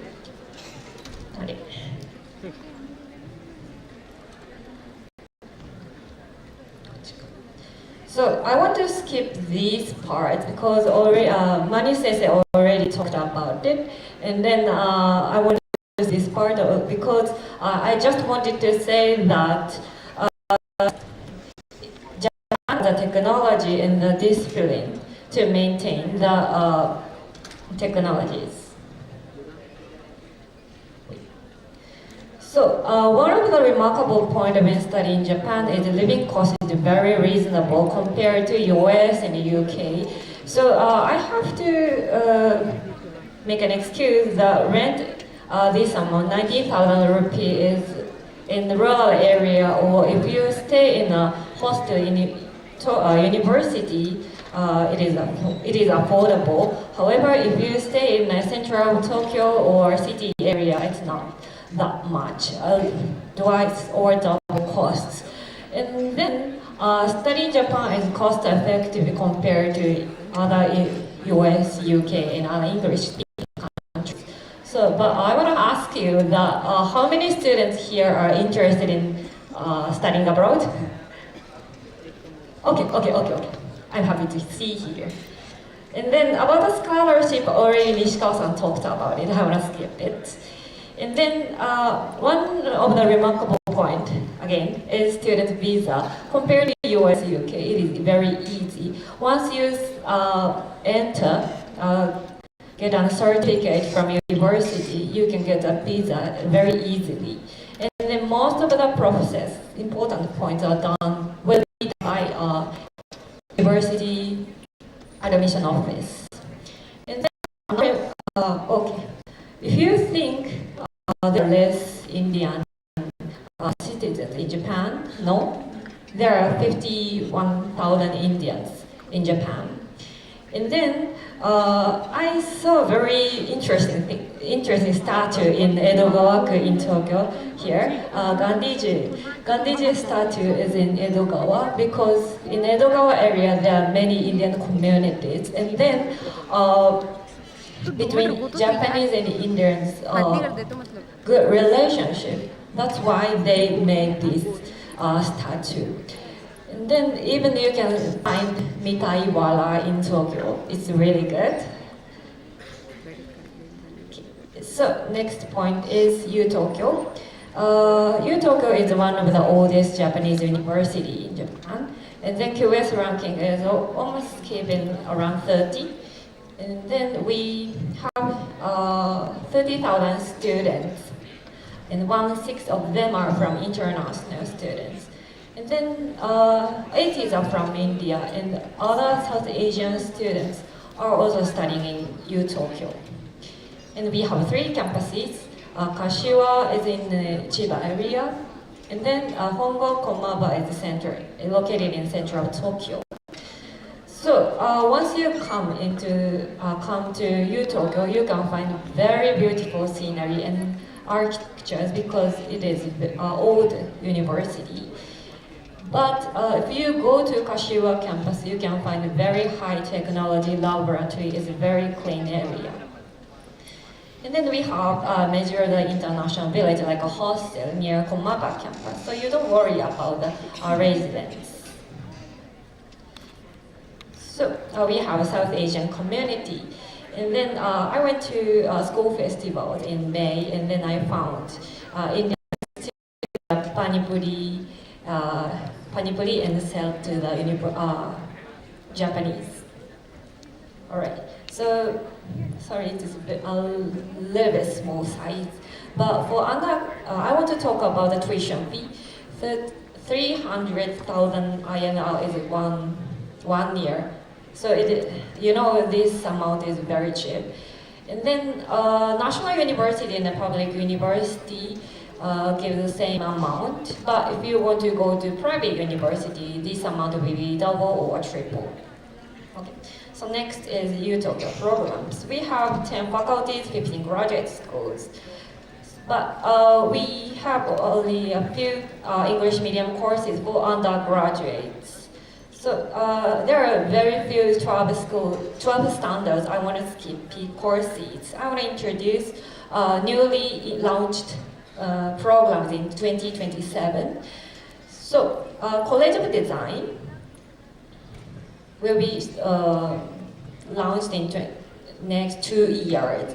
But then I want to talk about the concept of them. So design means this kind of clothes design, but a social design. So we would like to produce and change makers and future shapers to drive social transformation through the power of design. So we, University of Tokyo, produced many professors and professionals. However, once we face the issues, challenges, connection between researchers and the professionals are very important. For example, once the disaster came, and then, but only engineers cannot solve the problems. Engineers, politicians, researchers have to get together and communicate. And then, so it means otherwise we cannot overcome such kind of challenges. And then we would like to produce person, students, alumni who can think about the connection of each disciplines and then communicate each other. So that's the design thinking we think. And then it's very unique, completely very unique programs. So generally we have 4 undergraduates and a 2-year master's and 3 years PhD. But we would like to combine in the 5 years, and then we would like to give a master's. So for first year, second year, third years, you would like to choose subjects from engineering, math, social science, arts, etc. And then make your foundation. After 4 years, 5 years, you will apply into the society. So you will do internship and then give us seminars, projects. And then academic communication skill. So one of the remarkable point is first year graders, you will stay in a hostel and then learn how to communicate each other. So we would like to, we are welcoming 50 international students and 50 Japanese students. So 100 is the limitation. Then, of course, you can enjoy campus life in Hong Kong. So, another, okay. I want you to click these slides because this is the search engine for Japanese university. So if you don't want to, if you want to search more about university, please scan it and then search. And then if you want to know about the study in Japan, general information, please scan it. And then we have Tokyo Indian office, Instagram, and then share many information. So if you don't mind, can I share one message video from Indian students?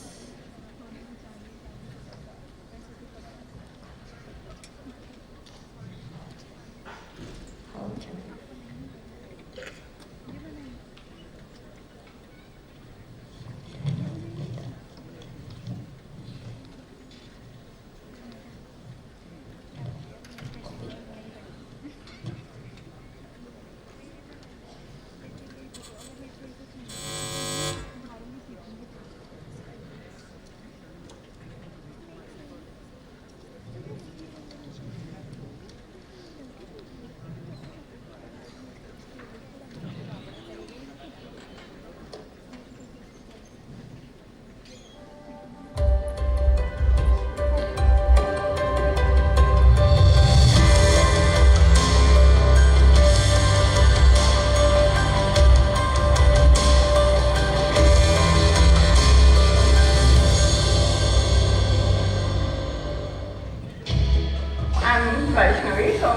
I come from India, from the city of Hyderabad. My sister was already into studying and she was here in Japan. It is through her I got to know about how the university life is and how basically Japan, the culture, like you said, I was also fascinated by the culture of Japan. For me, I come from a background from semiconductor devices, so there are many world-leading companies in Japan. So I wanted to work in those companies, so that's why I chose Japan. So how about you, Manas? Hi, my name is Manas and I'm from India, more specifically Maharashtra. Japan is one of the top country in achieving precisions mostly, and their management principles are world famous. So when I was introduced to these management principles such as Kaizen and Kokeoka, these were kind of very interesting for me, which maybe you can say that was my love at first sight for Japan. So I have been working in the field of agriculture robotics. So I guess most of the, very first exciting moment in my research life was, of course, when my paper got published, and those were exciting moments. But watching that publication getting more citation day by day is more happiness or more excitement. One of my favorite places is in Ebisu, the Ebisu Plaza. So when I first came to Japan, I visited there with some of my friends for Christmas lighting. The beauty of living in Tokyo is that you just have to step out. So coming to Japan has completely changed my life. It made me more adaptable, open for new challenges. So you don't have to worry so much about it. Yeah, it's a new adventure. So if you're up for challenges and adventure, definitely consider coming to Japan. If you are nervous to come to Japan, I realized after coming to Japan that it was very easy to get settled here. And then, of course, you have a lot of kind people, you have heard about it. Just push yourself and next day you are here.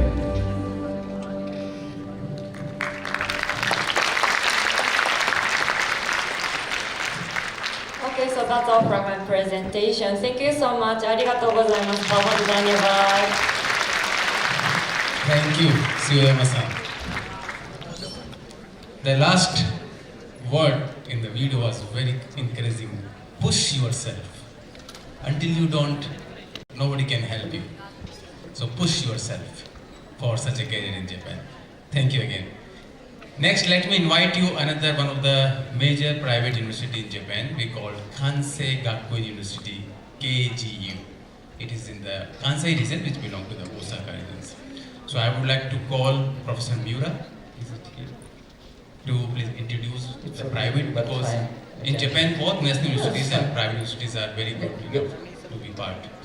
So I would request Professor Miura to please introduce KGU, Kansai Gakuin University, please. Okay.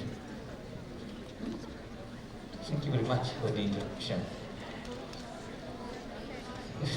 I think the previous talk and the JST's talk was from the officer's side, and I'm a professor of Kansai Gakuin University, and I think I can be practical, so maybe I can talk about the reality of foreign student in Kansai Gakuin University. Okay. So let me introduce my institution. Kansai Gakuin University, KGU, is in the western side, not in Tokyo, but rather in Osaka area. And two big cities, Kobe and Osaka, are very, very accessible from our campus. And so, yeah, I think this is good for young people.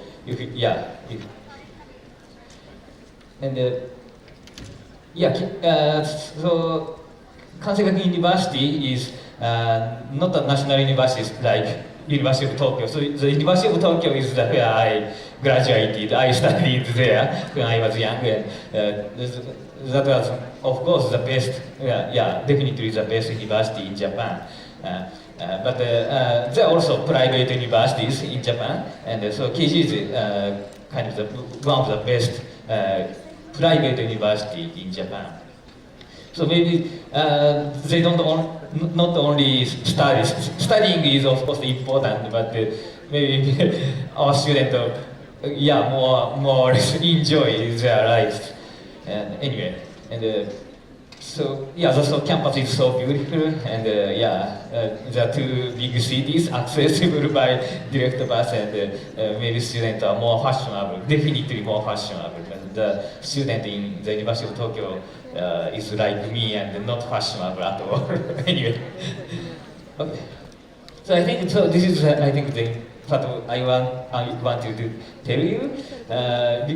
So because I see many foreign students in our university. So and I think I can categorize them into two groups. So one group is undergraduate students. So basically they study for years. So maybe you are high school students or junior high school students. So maybe you even don't know what is a university, for example. So of course you study at a university, and you can be somehow more detailed and stuff there, and so you can be an more expert. So then you can get a better job later, right? And so after 3 years of junior high school, you study 3 years, for 3 years at high school, and then you continue to study for 4 years at university. And not the majority, but a small number of people continue to learn at the graduate school. So graduate school is basically the same as the university. You kind of go to the same place, but most graduate students conduct a research rather than a lecture. So I'm giving a lecture here, but this is somehow similar to the lecture at the high school, right? But when you become the fourth year undergrad student or graduate student, then your job is to do research in a lab. that experience is so precious. So you can never experience that experience to conduct a research. So that's precious, and that's how you can be an expert. So Tanaka sensei gave a very, very nice talk of the example of, very nice. That type of research can change the world. Right? Anyway, so I should start. And so it's some foreign student enroll as an undergrad student, but they have to study in Japanese. So maybe the first type is maybe I don't necessarily recommend. So maybe if you are really mad at Japan, maybe you love Japanese animation and you really want to go to Japanese, you want to study Japanese language, and then maybe that can be possible. The first one maybe possible, and I think the second one is more easy. So, but maybe and the second one is to go to Japan as a graduate student. And then you can study in English. So there's an English track course, not English only course. Okay, the first one is to enroll as an undergrad student, but you have to study Japanese. So, but how? I can just show you how current foreign student do. So after high school, I think it seems most of them study for 1 year or so at the Japanese language school inside or outside of Japan. And they take exams for high school curriculum and also Japanese language and apply for example, KG. You can apply for many universities as a foreign student. So as foreign students means there are different exams. So the exam is specialized for foreign students. Yes.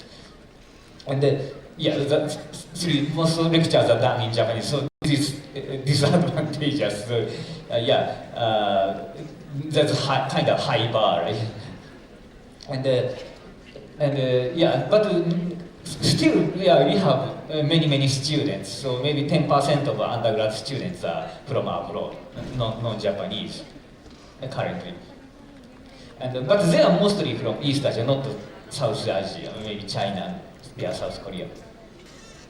So this one is not somehow difficult to do, but maybe the coming to Japan as a graduate student is easier. So this is kind of common everywhere in the world, right?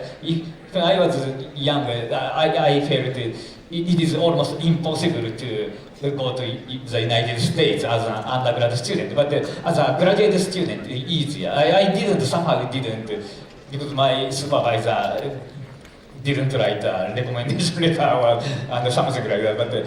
But I did after I graduated graduate school. I kind of went to the United States as a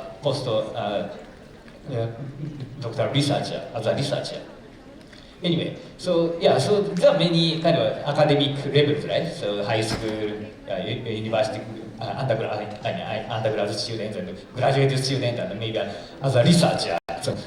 So maybe you can go abroad easier from you're older, you get older, but I think so graduate school is, I think, one of the best time to go abroad. Okay, so do you understand academic levels, kind of high school, university, and graduate school, and maybe company or as a researcher. Okay.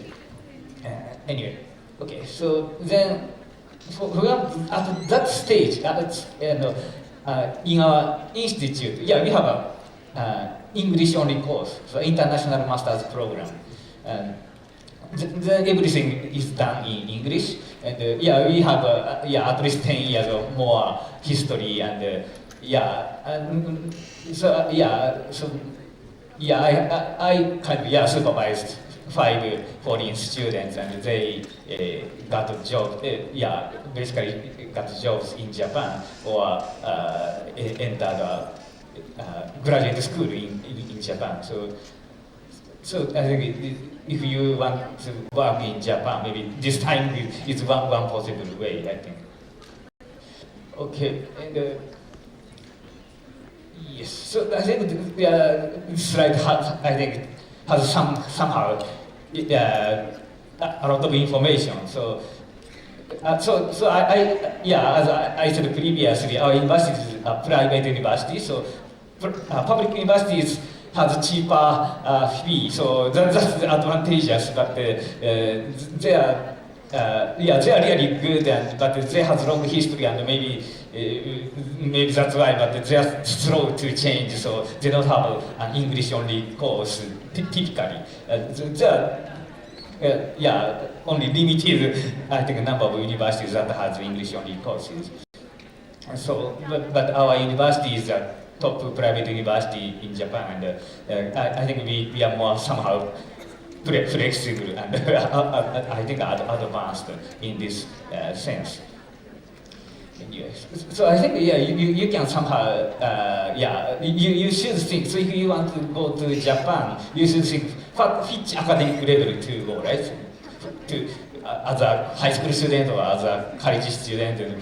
Maybe it's impossible to go as a high school student, and you need a degree. The degree matters, right? So degree is, for example, a bachelor's degree is awarded after you study 4 years at a college.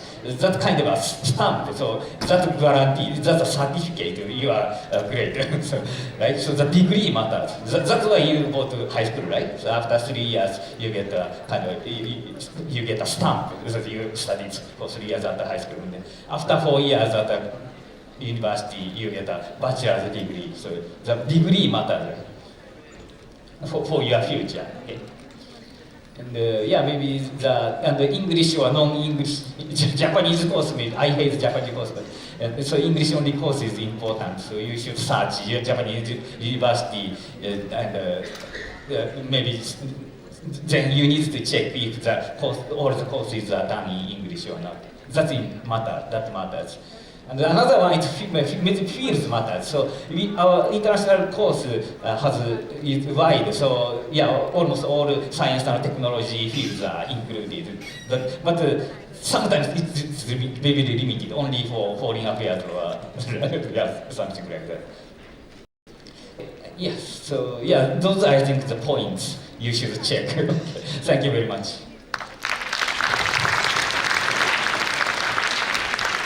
Yeah, thank you very much, Professor Miura. You know, Japan is a very long country, so you heard one country from the central Tokyo University, then you heard about KGU at the bottom. Now we have one more university from the north part of Japan, we call Akita Prefecture University. So I would like to invite Professor Saito to just briefly introduce your university. Akita is a part which is covered by snow. You know, the north part of Japan, hardly there are 3 to 6 months they have only snow. So how they live in the harsh conditions is a good example for all of us to live in such snow areas.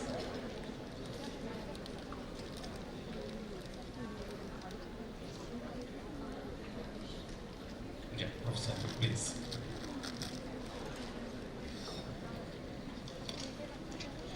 Thank you for kind introduction. My name is Takashi Saito from the Akita Prefecture, University, Japan. Wait a moment. It is a little bit confusing.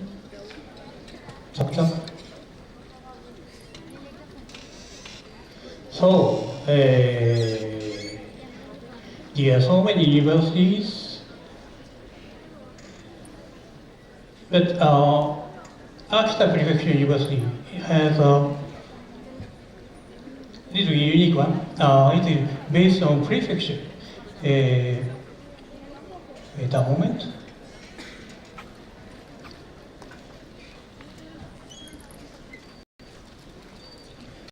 Yep. No problem. So this is the Akita Prefectural University, based on the former agricultural college. So they have own test field with agricultural instruments and basic variation of biotech test trials. And this is Akita campus. And this is another bioscience. So many variations of new trials with modern technology about farming.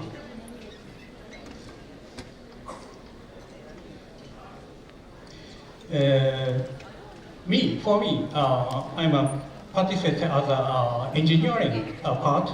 This is the Honjo campus. It should shortly appear. Wait a moment.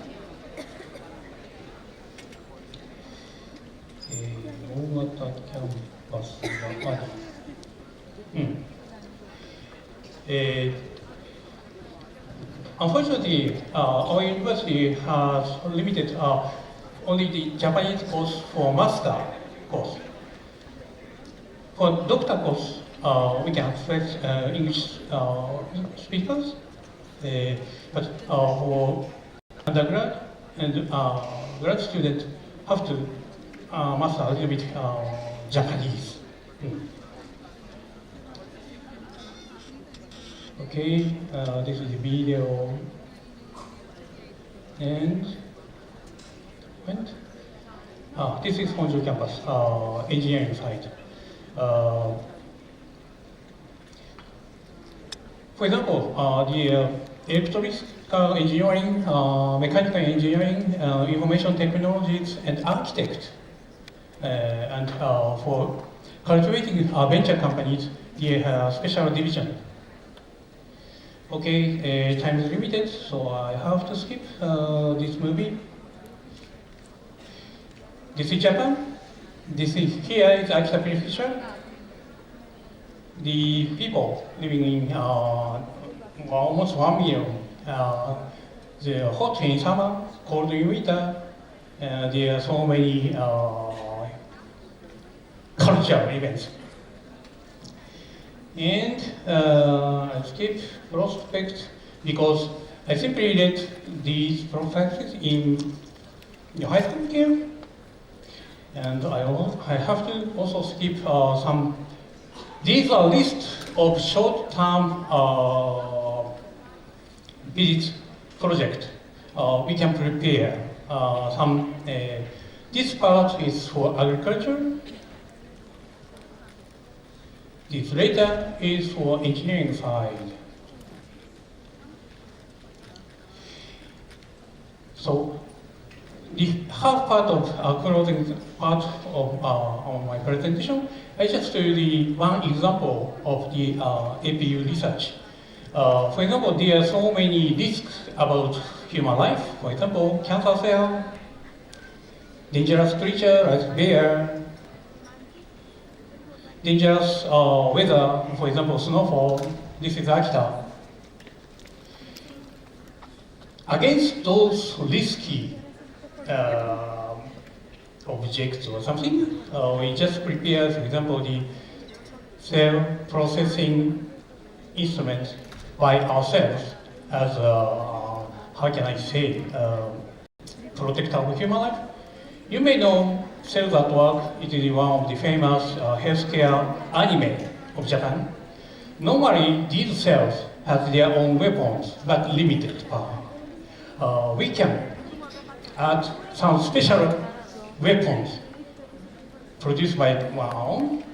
This is the secret of APU technologies. For example, against the heavy snowfall, we have a special training course with students, Snow Pro Robot competition.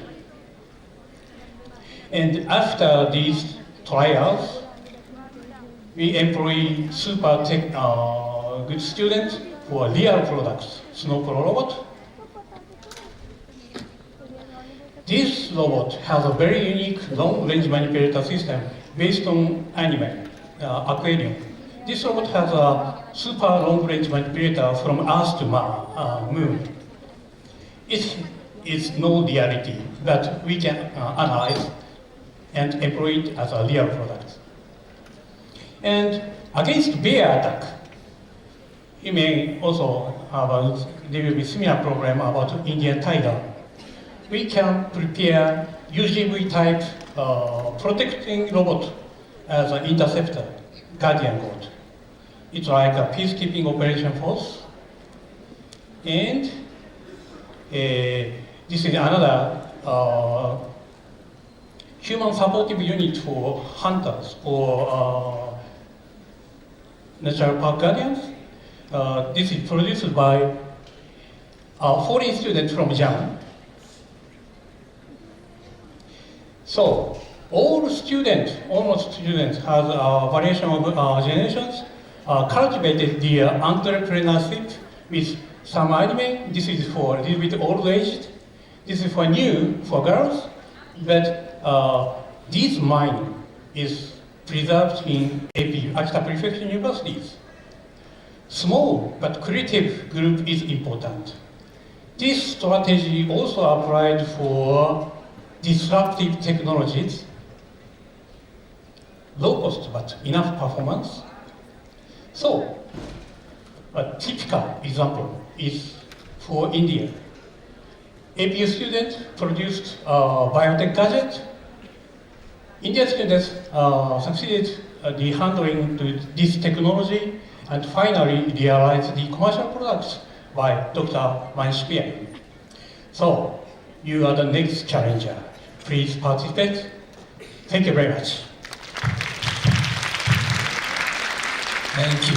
Thank you, Professor Saito, for introducing the wonderful university and your scientific research. So we are running behind. So you heard about the universities. Now it's time for you to hear about industries, like how Japanese industries can help you to make your career. So today we have very key persons from JETRO. JETRO is Japan External Trade Organizations, and the general managers, director general manager is Mr. Takashi Suzuki is there. So I would like to request Suzuki-san to please introduce JETRO and how it can be help to our students to think or career in industries. Please. Yeah, thank you very much for your patience. And I think you are one of the best students in India, and I think all of you will be qualified to those university. They introduced you already. You are a nice student. And my name is Takashi Suzuki. Maybe Suzuki is very common name in India. Maruchi Suzuki. Yeah, Suzuki is my name, family name. And I'm a lucky guy to have that name. You never forget my name, Suzuki. And my organization, JETRO, J-E-T-R-O. We are business promotion organization.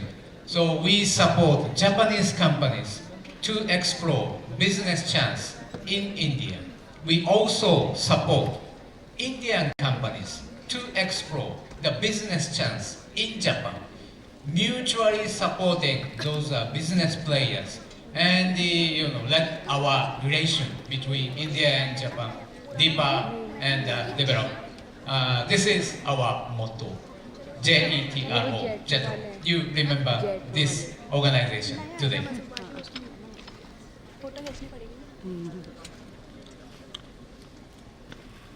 And we have 5 offices. I came from New Delhi. And we have other 4 offices, one in Ahmedabad, one in Mumbai, one in Bangalore, one in Chennai. And those are 5 places we have many Japanese companies. Later I will mention.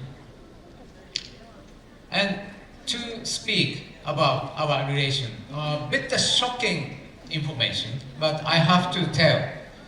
Our relation with China and our relation with India, especially people-to-people exchange. Can you find these figures? For example, number of Japanese visitors to India, 240,000 per year. But number of Japanese visitors to China, 2.68 million. Why such small number of Japanese people coming to India? And number of international students in Japan, Indian students studying in Japan, 1,532. This is a bit old number. So now we have 1,600 or 700. You can collect. It's increasing, but still the number is limited. On the other hand, the Chinese students studying in Japan, almost 1 lakh. Such a big gap.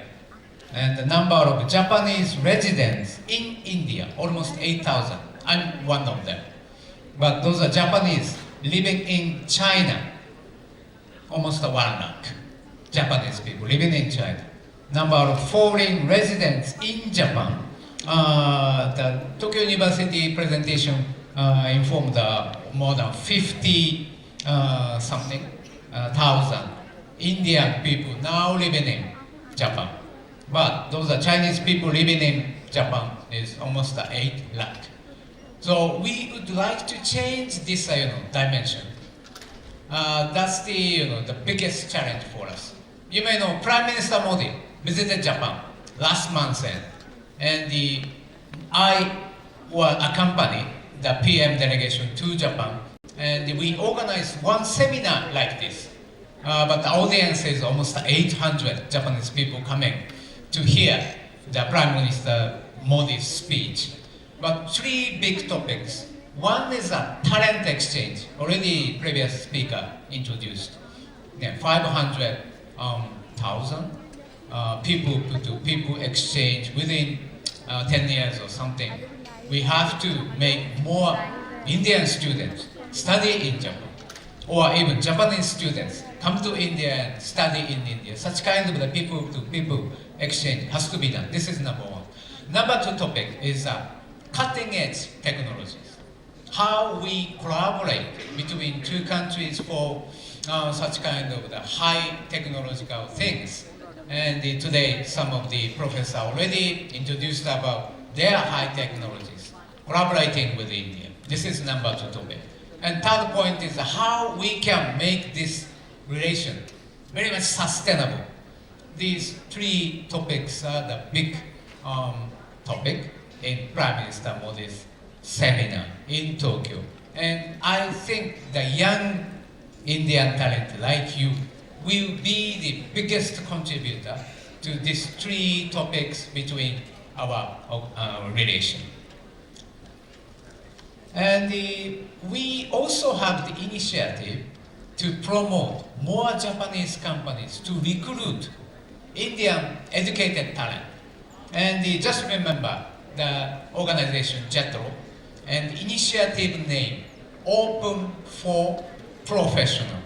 So you can Google search JETRO and Open for Professional.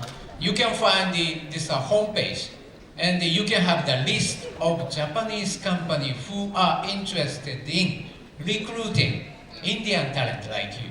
So maybe after you go to university or college, keep your memory, the JETRO, and Open for Professional. And another way of thinking is that working in Japan is not the only option for you. As I mentioned, we have many Japanese companies here in India already. There are almost 1,400 Japanese companies already in India. And in Rajasthan, we have 50 Japanese companies already. And in Haryana, almost 400 Japanese companies are already here. So you may have the opportunity in future doing the internship in those Japanese companies in India, and maybe Biyani Sensei can be the big connector between you and those Japanese companies. Because Biyani Sensei now try to start one factory in Nimrana, Rajasthan. I think he can make the very close, the relation with those Japanese business community in Nimrana. That could be the very interesting place for you to make internship or even work in there. That might be another option. And now, Japanese companies in India, they have two new trends. It used to be, those are Japanese companies, just make in India, sell in India, that's it. But now they are aiming to export more items from India to other countries, meaning they need the global talent who can speak English, who can have the knowledge for the global management. And if you study that, you can work for them. This is number one. And number two is those are Japanese companies now start the global R&D activities. So they need more researchers, more expertise on high-tech things. IT is of course one of them, but the chemicals, civil engineering or electronics, everything. Now they try to make the research and development and go for the world. So also need educated talent like you. This is another opportunity.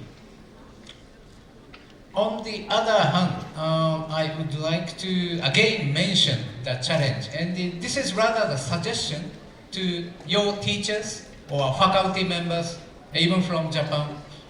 This is one survey we did, JETRO survey of international co-research between India and other countries. We surveyed the Indian institute, university and colleges, and asking them which kind of the international co-research project you are doing. And many of those Indian institute replied, European institute they are doing.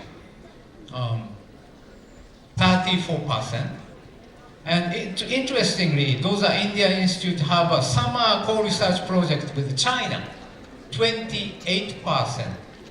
And 24% goes to United States, 12% goes to Korea, but see, Japan, only 2% on the sector of IoT field, Internet of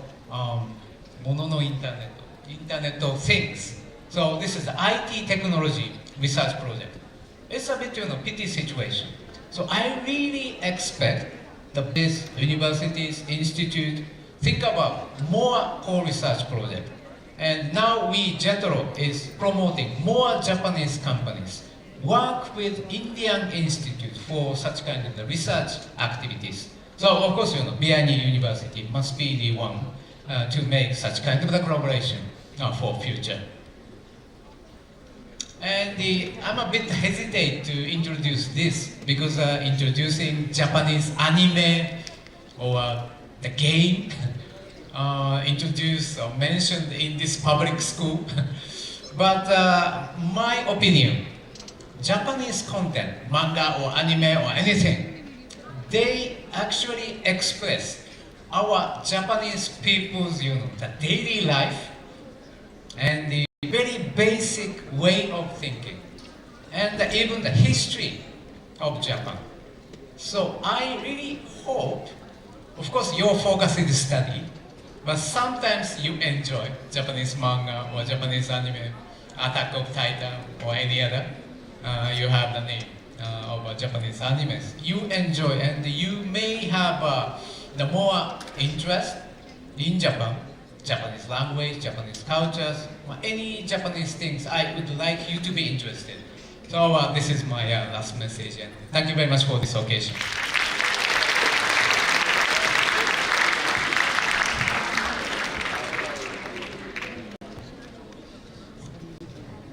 Thank you very much, Suzuki-san. I think this is eye-opening figures that has been given to us, the numbers, if we compare. Now, India has crossed the population of China. So we are very responsible to meet this figure in upcoming years, say 5 to 10 years. So thank you very much for giving us this. And I want to make it sure with all our young students that very soon we are going to cross or we are going to meet the same ratio as of China now. Thank you again. Now we have two industries to introduce you. Actually, the industries which we are here is really interested to work in India. So among these one is the Toho International. I met with the president several times. He's very interested. And one word he told me that, personally, I am only interested to hire the Indians. So this is something very amazing word from a president of a big industry. that why he's willing to have the employee only from India, not from Japan, so that it shows the interest of the industry in India. So I would like to invite Toho International. Is it here? Okay.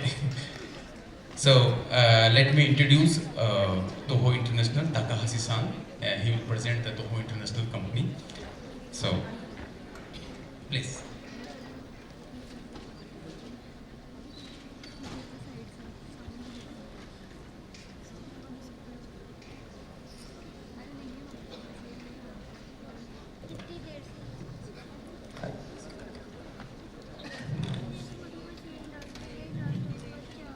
Is it pointed?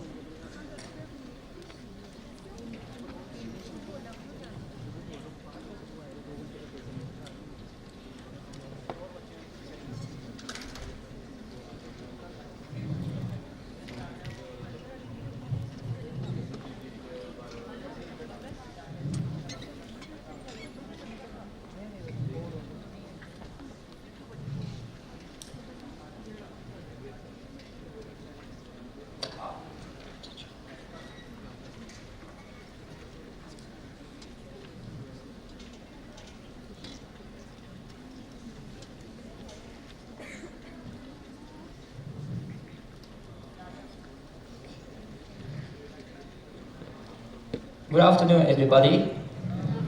Konnichiwa. I'm very honored to have this opportunity today. My name is Takahashi. I'm from Toho International, Japan. Today, I'd like to briefly explain our business model and also the activities to Indian market. And also, I would like to explain that the new challenges to Indian market. And finally, would like to explain that the needs for the Indian human resources in the futures. First of all, let me explain our company vision and the company logos. Actually, we have changed our company vision and logo this year, May. And our new vision is we are the driving force behind innovation and the creations. This means that we are supporting innovation and creation to our customers, suppliers, and other stakeholders. And these new logos, as you can see, this is the open infinities. It symbolizes that there's no limitations for our businesses. And also, so in this red dot, actually they are the white circle, so surrounding that red dot. It means that we are creating which does not exist yet. So this is the meaning of new company logos. And let me explain that briefly our business model. Our unique point is that we have both export and import divisions. First, we import the machineries, devices, and consumables which is used for the cable and wire industries. We import those devices from overseas and supply to Japanese manufacturing companies. Then our export department, we purchase all the product produced by those companies and exporting overseas countries, including India. So our company was established in 1988. Since then, we supply the wire and cable to Indian market. And this left side, so that is our product. Actually, we are supplying wire and cables, and it is used for the car engine parts. And in these pictures, you can see that the model of Maruti Suzuki Alto. This is a very famous car in India. So since their first model, we are supplying our material to Indian market, and we are going to continue the same things in the future. And this is our company's turnover to Indian markets. So as you can see, from 2015, although this is a time of COVID, they are significantly dropped, but it is steadily increasing. And right-hand side, that is the GDP trend of Indian market. So in 2025, it is expected India GDP surpass Japan's GDP. And even next 15, 20, 30 years, India's GDP is going to grow. Then let's overlay our sales trend and the India GDP. So it is a totally same movement. So we are going to grow together with India. Okay, then from now we want to explain that our new activities. As I said at the previous slide, our main product is wire and cable. But now we are going to go into the new market. And the one is that the semiconductor industries. As you know, the semiconductor industry is one of the big industries. Now, Indian government is forcing. So we are going to join this movement, and we are going to semiconductor market. And these pictures, actually this is the Semicon India 2025. It was held September 2nd to 4th in Delhi. So there is a Mr. Modi, the President Modi. So we also participate in these exhibitions, and fortunately we found so many inquiries from these exhibitions, and we are going to start a business discussion with our customers. And another new market, this is EV and hybrid vehicles. So we also exhibit, this is India Expo 2025, which was held in Delhi in last week. We also had a booth for the promotion of our new product. Frankly speaking, this EV and the hybrid vehicle is still beginning stage in India, but we want to think about in the future requirement. We decide to participate this EV India exhibitions. And fortunately, we got some of the offers from customers, so we also start the discussion about these requirements. Then from now, so let me introduce our India members who works in Toho International. First is Mr. Dry Aras. He worked from our company from 2020, and he used to work in the Japanese companies. It is related to Japanese work. So he will understand about Japanese culture and the Japanese way of working and the communications. So this is a message from him, and he would like to emphasize, so from the 4 paragraphs, so it's important to have an open mind to learn and apply the theory into the practical world of the work. And other important values are to have patience and honesty in the workplace, which will give us more confidence in dealing with any challenges we face. So this is a comment from him. And next one is, this is Miss Ayushi. Actually, she was joined to Toho International last year, and he worked our headquarters in Osaka. She originally from Delhi, and her father is Japanese interpreters. So she was involved in the Japanese language and the cultures since she was a child. So she would like to work as a bridge between India and Japan. So after she graduated university, she worked in Indian companies, but she came to Japan to learn Japanese language. And she was a member of Toho International since last year. She also joined the exhibitions in last week, and she was very helpful from the preparation and all the dealing with on that day. So now she's an indispensable member of Toho. And finally, I would like to introduce very excellent student of Biyani College, Miss Purvaja Bias. So we had an internship since last April. So I would like to ask her experience and the impression to Toho. Please come to the stage. Konnichiwa.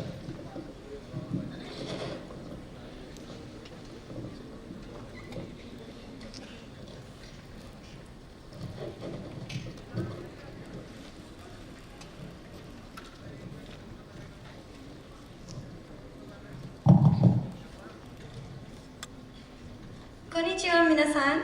A very good afternoon to one and all present over here. It is truly an honor to be here today at BICON India Japanese Conference 2025. Hontoni kansha, shittai masu. I am truly grateful to Biyani Group of Colleges for giving me this valuable opportunity. I would also like to say a special arigato gozaimasu to our R&D Director, Dr.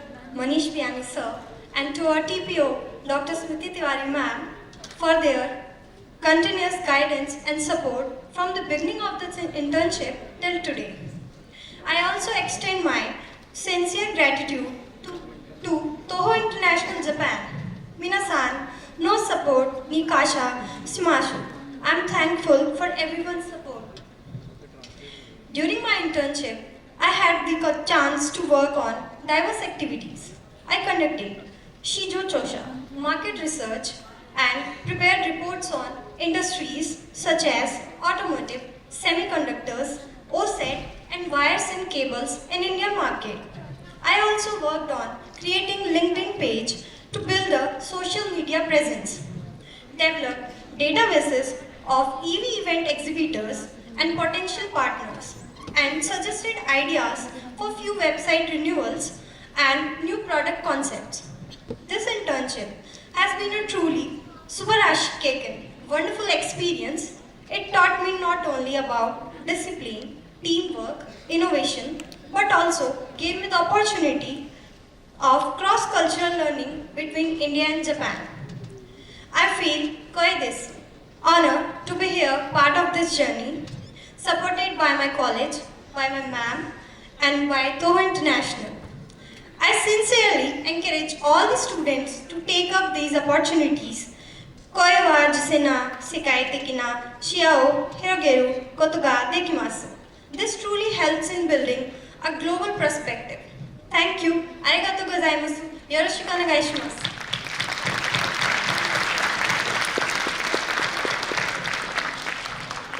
Thank you very much. So, this is very hard work. So, sometimes I worry about if our internship is affecting our studies. Okay, but actually this is the first time we had this kind of internship with Biyani College. And there are so many points we have to improve, but we are going to continue these activities in the future. And at the end of my presentations, I would like to share one of the problems we are facing in Japan. Actually, this is the same point that Mani Sensei already explained before. So our problem is that the Japanese populations has been declining. So from this chart, as you can see, our population decline has already begun. And after 2035, there are drastically population decrease is predicted. So in India, the population has been increasing. So this is completely opposite trend. And related to this population decline, there are shortage of laborers. So this is some graph which is from the company's comment, and this shows that what kind of jobs are shortage for the in Japan, and almost 50% companies says that especially for the required skilled employees, it's a shortage. So from those two factors, we can say that there are so many opportunities to work in Japan in the futures, and it is differently. We need a new Indian talent, the human resources. Okay, so we are going to grow together, India. So we are continuing to hiring the Indian talented student. So we are looking for the work together in the futures who has enthusiastic and a sense of passions. Thank you for listening today. Thank you very much. Thank you, Taka-san. I think it's really wonderful to hear how these industries are already connected with us. and they are just knocking your door. But before you open the door, you should change your face, I think. The changing face means you should prepare for that, to face the Japanese opportunities. So this is like, I think today we have realized everything is very positive. Japan is welcoming. Shiyama-san suggested you that everything is good. But something is missing. Why you are still here? Why you are not in Japan? Can you think that? Why we are not, still we are not approaching Japan? I think only the major point is the mindset. If you have no mindset, if you are not prepared for your career, it's not very easy for to go Japan. So can I ask all the students to take this word today, to make your mindset, to think your career beyond your traditional courses like medicine or engineering, like to make a plan for Japan, like to do some higher education in Japan and then develop a career in Japan. Will you do that? Will you do that? Yes, but this is not like we can do that. I want to ask you to stand on your seats because we have to realize this fact. Can you open? Can you stand?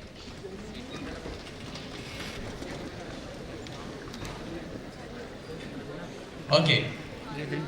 I want to ask you all to start dreaming for Japan because until you start dreaming, it will be difficult for you. So can you make a pose with me?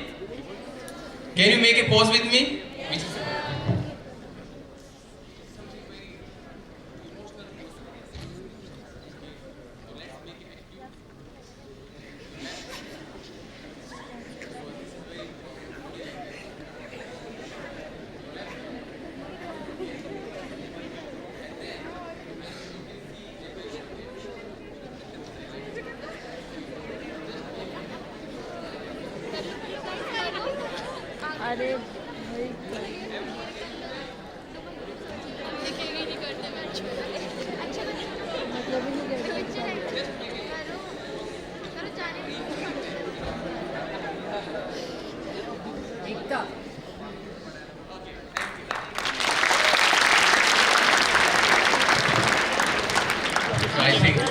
Thank you very much for your time and for your listening the all the speakers.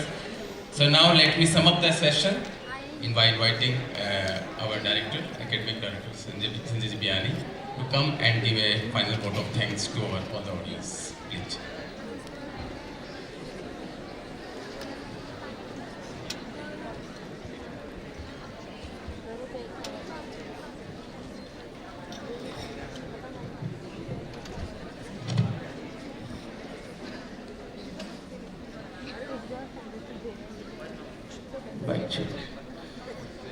कैसे हैं आप सब लोग?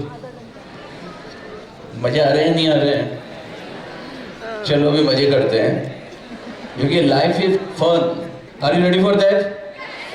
तो अभी तक मैंने शोर क्योंकि मनीष सर कहते थे कि कौन कौन जापान जाएगा.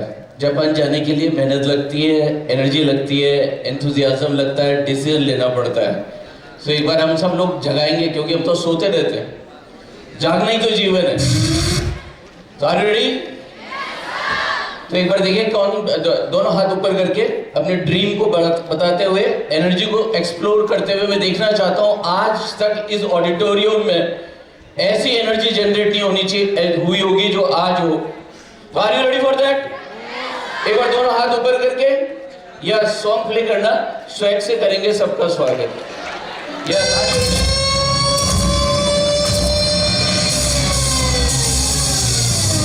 listen close what I gotta say, cause you know there ain't no other way. Are you ready? The message. Are you ready? Are you ready? Let's go. Are you ready? Are you ready? When we come together, yeah, all you got is me and yeah, all I got is you.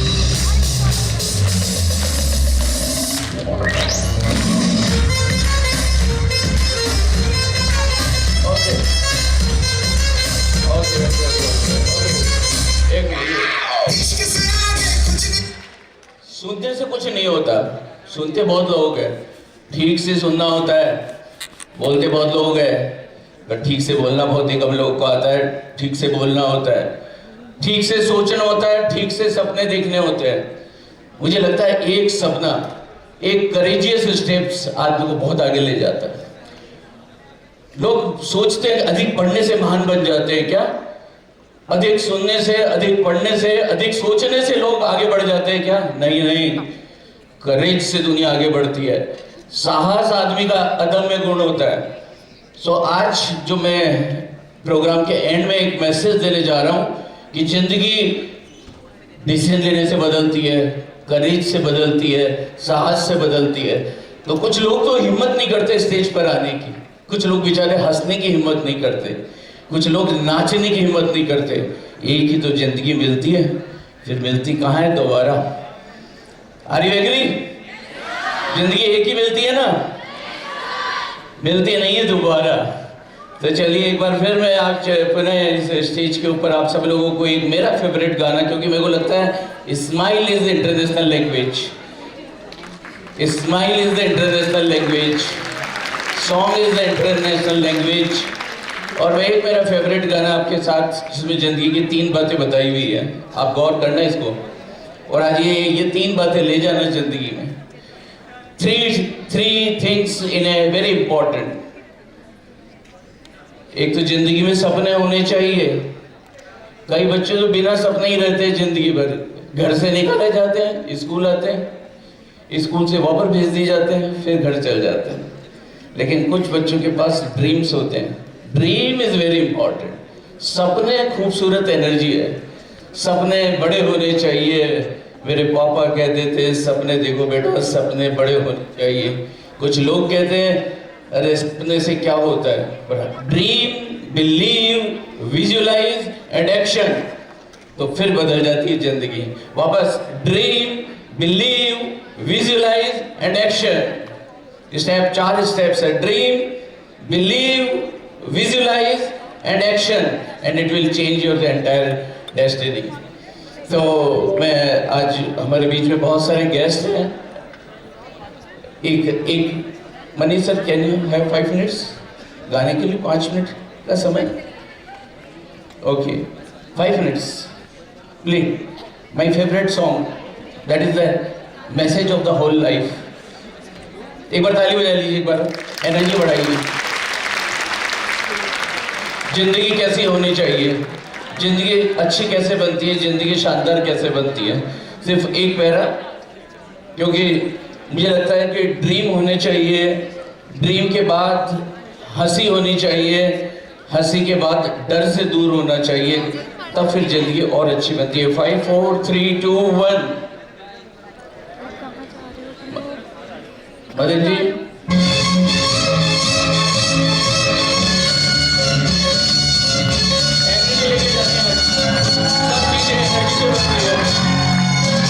जिंदगी एक सफर है सुहाना, यहाँ कल क्या हो किसने जाना। जिंदगी एक सफर है सुहाना, यहाँ कल क्या हो किसने जाना। तो अभी भी इतने सीरियस बच्चे बैठे हैं, मुझे यही बहुत खराब लगता है। अरे जवानी में नहीं मुस्कुराए तो क्या मरकर मुस्कुराओगे? Are you ready? तो जवानी दिखाओ भाई। गाने पे नहीं नाचे तो किस पे नाचोगे? एग्जाम में नाचोगे? Yes, again play. एक सफर है सुहाना, यहाँ कल क्या हो किसने जाना।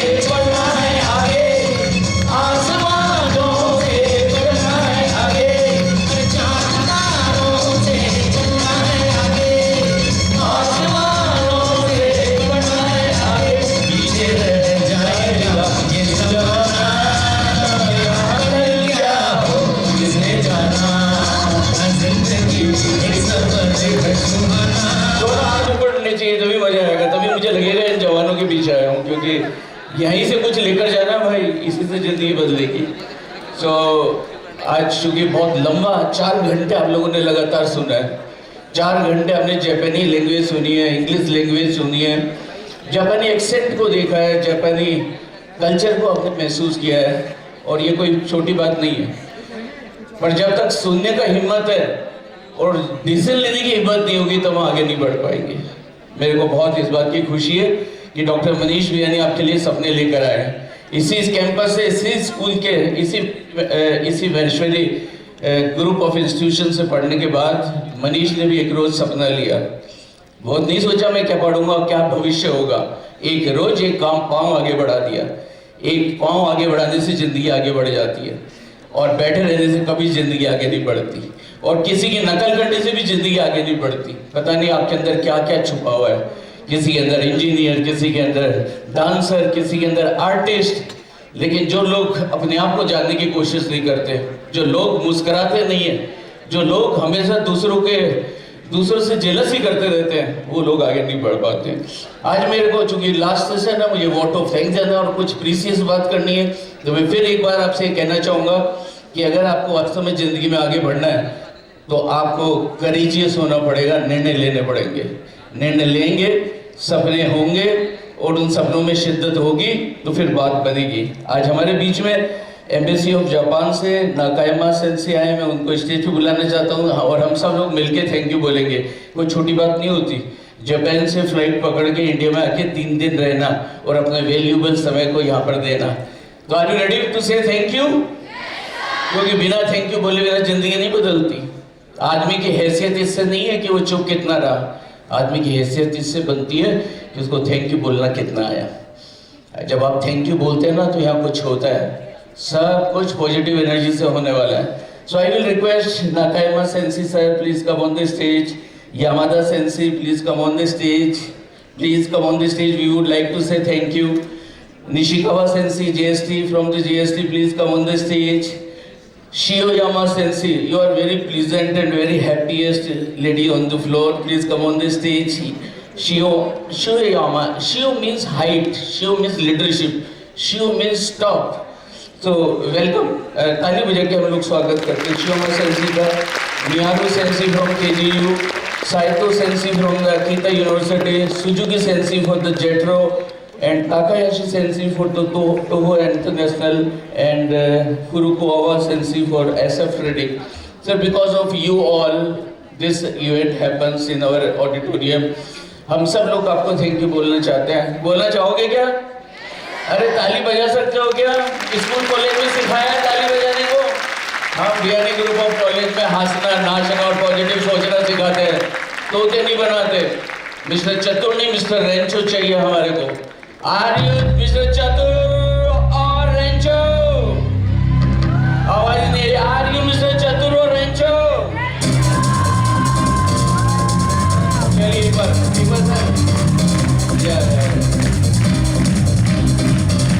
say thank you by clapping. Hold the hand up and say thank you.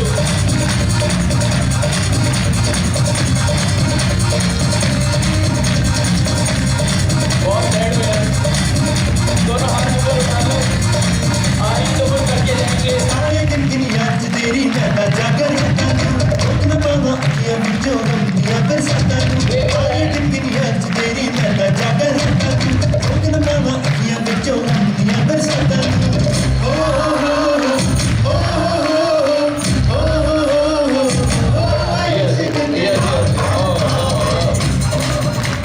Principal ma'am, please come on this stage because you are a very positive energy in this auditorium. So let's big round of applause for Principal ma'am. Our consultant Sushil Jain Sahab is from the Delhi. Jain Sahab, Amit sir, please come on this stage. Jain Sahab आइए. Jain Sahab हमारे consultant है और मुझे इस बात से बहुत फख्र और स्वाभिमान है कि हम बहुत जल्दी डीम्ड यूनिवर्सिटी में कन्वर्ट होंगे और वो उसके लिए सुशील जैन साहब के लिए भी हम ताली बजाते हैं. He is our consultant. Yes.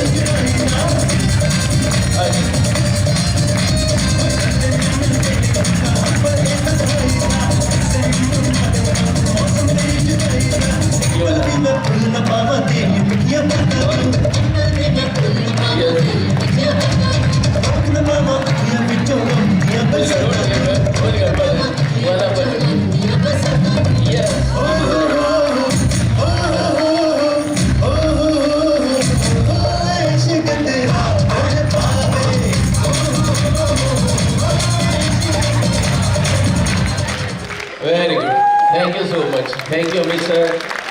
की वजह से जो है ये प्रोग्राम इतना अच्छा हुआ। इन्हीं में से कोई सपने निकलेंगे, यही लोग आगे बढ़ेंगे। And we are very grateful and saying ओहायो, थैंक यू सो मच, गोजाइमास, थैंक यू सो मच, अरिगातो गोजाइमास।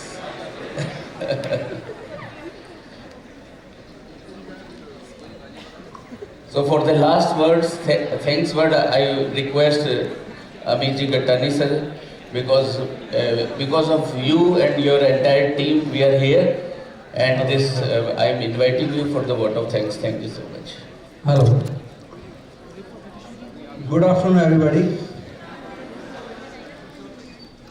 It's my pleasure to have vote of thanks for such a great and wonderful program organized by Biyani College of Groups, BICON 2025, in which we have so many dignitaries visiting our school and giving their presentation from Japan, including embassy, industries and colleges.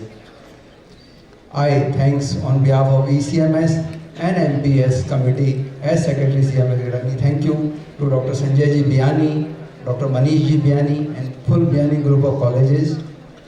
And thank you for all school participating from Jaipur and teachers present here and other students of our school as well as other schools. And special thanks to our principal, Rita ma'am, for his full support and dedication towards this program and her vision to have collaboration and have some common program with Japan. So hope in future MPS will associate with some program with Japan. And once again, thank you each and everyone. It's already too late. Thank you once again.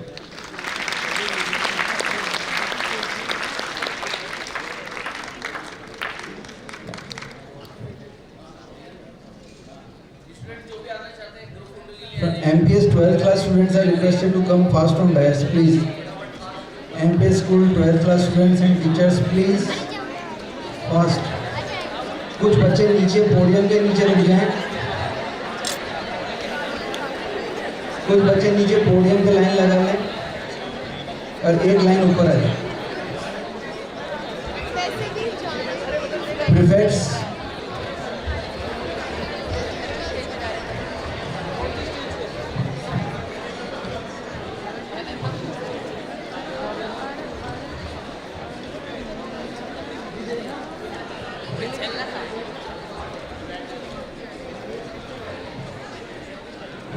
नीज पे बैठ जाए।